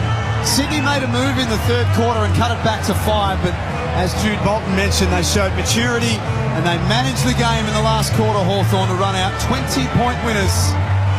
14-12-96 to 11-10-76. A very, very impressive first outing from the Brown and Gold. Extremely comprehensive performance by Hawthorn. Just all facets of their game was just in really good standing. I thought their midfield was on top for a large majority of the game in terms of clearances. Their back half, as we spoke about, the synergy they had between was just fantastic. Let's have a listen to James Sicily. He's talking to Abby Holmes, courtesy of Channel 7. Swans have really got us a few times now in the last few years. So, yeah, we weren't happy with the way we went about it in the pre-season game. So we're a bit on edge for this game, but I think it was really good, you know. It's always hard to come up here and beat this team. Made the grand final last year, but yeah, really proud. We spoke to Sam Mitchell at half-time. I mean, Will Day, 3 goals to half-time, 19 disposals. Oh, wow. But how good is it to see him fit and firing? He's unfortunately sustained a number of injuries over the last couple of years that have kept him out of the side, but good to see him raring to go in 2025. Oh, absolutely. Everyone knows he's got a high ceiling. I didn't realise he kicked 3. That's amazing. You know, that really sets the tone for us, because when he's doing that sort of stuff, it makes the opposition pretty reactive because they've got to put some time into him. And then you got Jai that can probably step up when that happens. So, I mean, that's awesome. That's a great performance from Will. Hopefully he can keep it up. What about your performance? I mean, a couple of really big inclusions in the off-season. We saw you go forward. You essentially kicked the sealer for your mob. How much freedom does that give you and versatility to play either end? Yeah, it obviously gives us a lot. You know, it's not just me. Like, we got Weds, Dimmer, bats that can change it up. So when the game's not on our terms or if something's happening, you know, we can change. And being able to change is a pretty good commodity to have, and hopefully we can keep doing it well. And just quickly, before I let you go, as we can walk over to the group, how confident are you that this group can continue that momentum that we saw? You took us on a hell of a ride last year. Yeah, look, we want to win more games, you know, but can't get ahead of ourselves. We know what's right for us and what we value, and all that matters is what happens inside and what we value, and we'll just keep sticking to that. And we know when we can get those things right, and we pay the price, we're hard to beat, so we'll just keep chipping away. Thanks, sis. Appreciate it. Congratulations on the win. Thank you. Cheers. 20 disposals and a goal tonight for James Sicily. Hawthorn start the season with a very, very sharp victory over Sydney. We're back to wrap it up. And down in the rooms on the other side of this for McDonald's and Ream Hot Water, Triple M Rocks Footy. That quarter for Beacon Trade. Tradies, big jobs, small jobs, tough jobs. Beacon Trade's got the lighting, fans and electrical to get it done. Join up at beacontrade.com.au. For Ream Hot Water, Triple M Rocks Footy. Built tough for Aussie conditions. When it comes to water heating, ask your plumber to install a Ream. Every weekend, the footy just gets better. Shut up! Triple M rocks the NRL. Oh, the entertainers are back! Download the Listener app and take the footy with you wherever you go. Shut up! The footy's on Triple M! Incredible! He puts the kick on. Oh! He gets there! The Savo. The Dragons! Oh, the Bulldogs! It's the Dragons taking on the Bulldogs. Oh, what about that? Don't miss a minute. Thanks to Ream and Macca's, Triple M rocks football. DeWalt Tough Deals is on now, exclusively at Total Tools. Spend more, get more across the entire DeWalt range this Thursday to Saturday. Get up to $1,000 to spend on more DeWalt gear across the store. Totally unbeatable. DeWalt Tough Deals on now, exclusively at Total Tools. Hurry, end Saturday. Up to $1,000 to spend on more DeWalt power tools. Totally. Total Tools. Totally sorted. T's and C's apply. You know what's local as? Your favourite coffee spot. The neighbour who lends you their mower. And now, your energy provider. At Sumo, we're 100% Aussie owned with a local call centre. So when you need help, you're talking to real people who get what it means to live here. Switching's easy, service is solid, and your power stays sorted. No worries, no drama. Sumo, energy as local as your morning coffee run. Push your limits at the Yoka Royale, March 29th and 30th at Penrith Regatta Centre. Sprint, climb and conquer obstacle courses from 100 metres to 5k long. To book now, search yohka.com. Yoka Royale. Are you ready for the challenge? Here's the deal. You're busy, very busy, which means you haven't given food much thought. And worse, hunger is fast approaching. What do? A, cry for help? Or B, tuck into a tasty, ready-made YouFoods meal? YouFoods meals are delivered fresh, no prep needed. Just heat, eat and enjoy. So when what to eat feels like another thing on your plate, remember, we've got a fix for that. Get your fix today with YouFoods. Don't blink or you'll miss it. The Snooze Flash Sale is on now. Half price on selected mattresses and bed frames. Hurry, the Snooze Flash Sale must end Monday. Exclusions, T's and C's apply. Amazing what a little snooze can do. Great taste meets great value at 7-Eleven. Grab a delicious handmade sandwich and add a selected drink for just $8. You've got a deal at 7-Eleven. Terms and conditions apply. Ready for a holiday? Combine your flights and hotel and save with Jetstar Holidays Big Bali Sale. There's so many deals to choose from, like 4 nights at 4 Points by Sheraton Bali Seminyak with return starter fares from Sydney to Bali Denpasar, daily breakfast, free minibar and more from just $924 per person.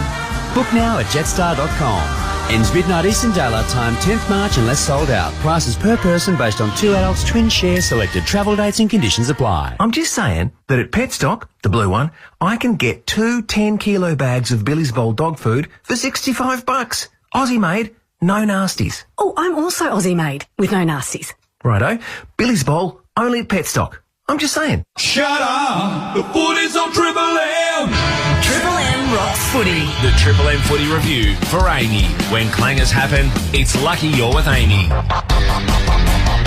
Hawthorn winners first up tonight. 20 points is the even margin in the end. And as is the way with this Hawthorn team, Sam Mitchell lets them stay on the ground, lets them soak it up. They're getting around and having a chat to the Hawthorn fans who travelled up to Sydney to see them win tonight. 14-12-96 to 11-10-76. We'll get down into the rooms very, very shortly. Jude, Bolton and Jack Heverin with you here on Triple M Footy. For McDonald's, the new AFL Happy Meal is here with 18 unique bag clips to collect. Available 10:30am to midnight while stocks last for a limited time only. Jude, we spoke about this list before the game. We spoke about what they've got and the versatility that they've got across the board. They showed tonight, didn't they, that they don't want for much in any position now. No, the evenness of contribution tonight was just super impressive. And I thought, just particularly even once Warple went down, I thought that might play a part with the greasy conditions. You need a player like Warple just hitting in. But they were just able to get Mackenzie in around the footy to help with Newcomb and the others going through there. Nash was, strong and tough as we know he can be. And I just thought, the effort of Mika on Brodie Grundy, who looked a little bit underdone, but he just took control around the stoppages, and they were fantastic at either end. This is the Triple M Amy review. Clangers happen, lucky you're with Amy. I thought your point was a really good one about the way that they showed maturity when Sydney came at them, and maybe this is what they've learned from this time last year. I love the fact that we know that the Hawks can go quickly. They can spread the ground, and that's what they've done to get games on their own terms and just open teams up. But Sydney have had the measure over the last 3 games, and quite often when they've put that pressure on, they've been so brittle and just folded. Well, they stood up after the Swans got going, kicked 4 in a row. They showed that steeliness, and that's what you need to be as a good side. But they also showed that 2 game plans. Let's get down into the Hawthorn rooms. Justin, they look like they're having a lot of fun, the Hawks. Yeah, huge cheers as the Hawthorn boys made their way into the room. A good gang of travelling friends and family as they get ready to sing the song. And Sam Mitchell, the senior coach, is going to be a part of it. The first song for both Tom Barras and Josh Battle as Hawthorn players. Just a little bit of a wait as they get the cans ready for the shower.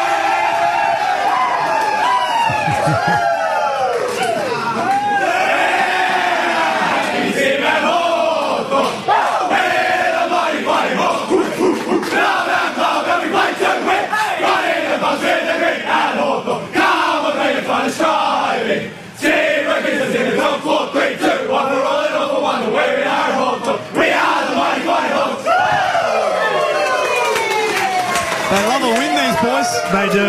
And that's what you should be. In modern football, just be able to have the tough times and work through it and celebrate when you put that type of effort out on the ground. And Sam Mitchell, he was quite surly as a player. He's let them be themselves, and that's what they thrive in. Which is, as you say, is completely against his he was the last person nature. I would think would allow this sort of stuff. Yeah. But it's great, and you can see they've opened up the club for cameras this year and the like over pre-season. And there's a hardness about them. Let's have a listen to our Macca's I'm loving it moment. It happened in the second quarter, 7 minutes in. We might have had a little change in situation here. Jeez. Got a bloody fan. Thank Christ for that. It looks like a Boeing. It's not just a pissy little fan, too, is it? That's a big one. It's a massive fan, and we need that on. Don't take it away. That's industrial size one. Nice work from the AFL.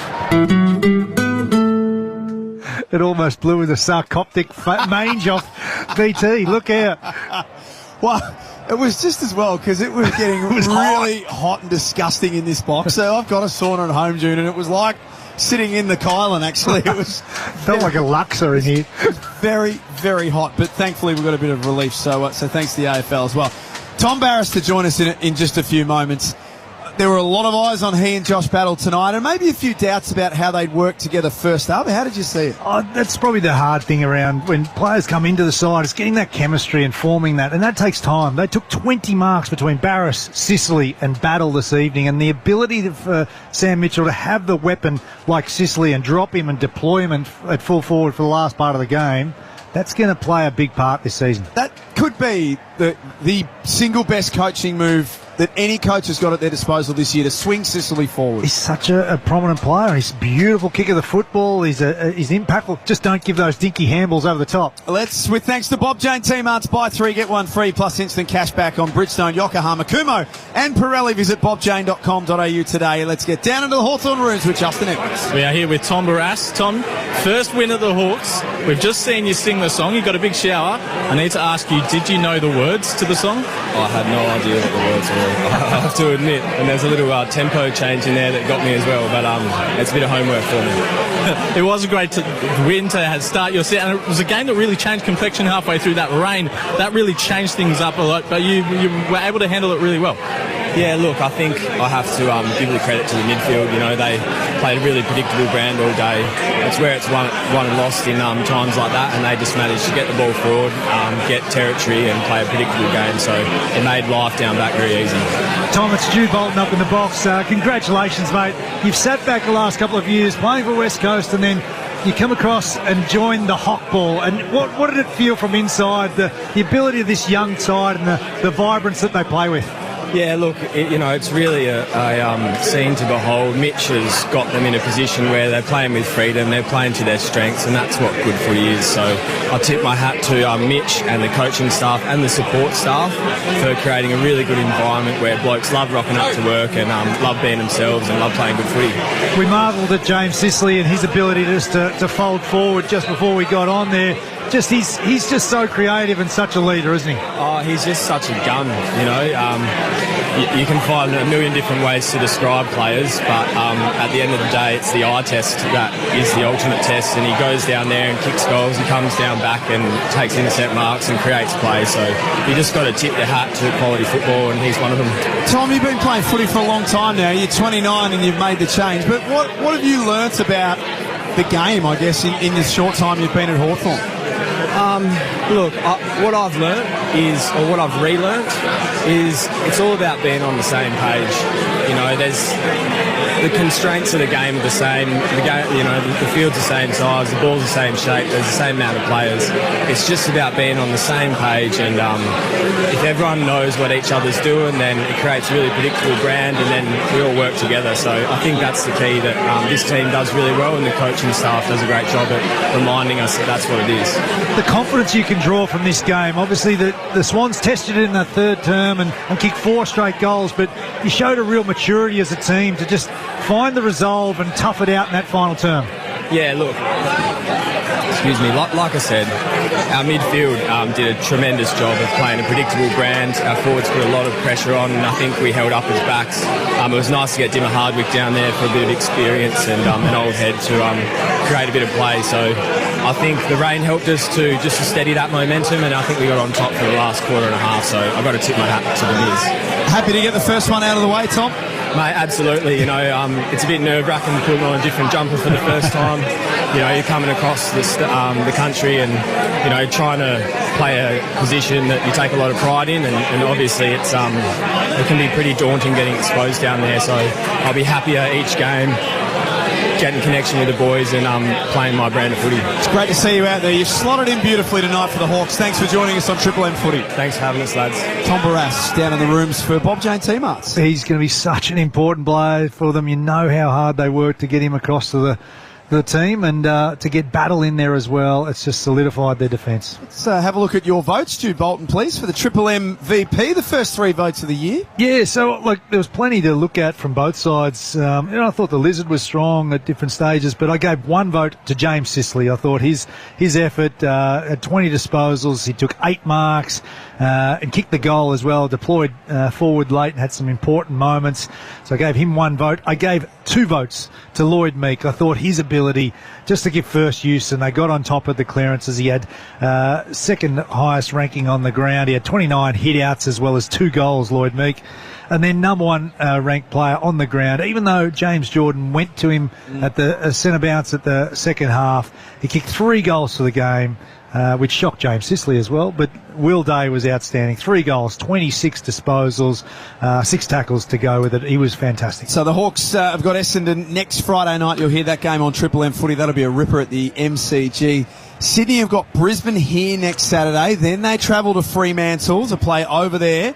And then the bye with another injury tonight to Taylor Adams potentially as well. Are you a little bit concerned about your boys here? Oh, there'd be some alarm bells. Absolutely, yeah. I think even the fact that Tom Papley looked a bit proppy throughout the game, Brodie Grundy looked off, as we mentioned. Both of those were a test to get to the starting line for opening round. So, Mills is still a month away. So Errol Goulden, we know, is going to miss a lot of football. So there's some real concerns about where they are. And we know in history, teams that have been belted by more than 8 goals in a grand final really struggle that next season. So mentally, they've got to get on top of it. Sunday, we are back. Choice hotels around the grounds. It'll be GWS and Collingwood at NG Stadium. But tomorrow, the all-conquering Saturday Rub, the most dominant program on radio, is back from midday.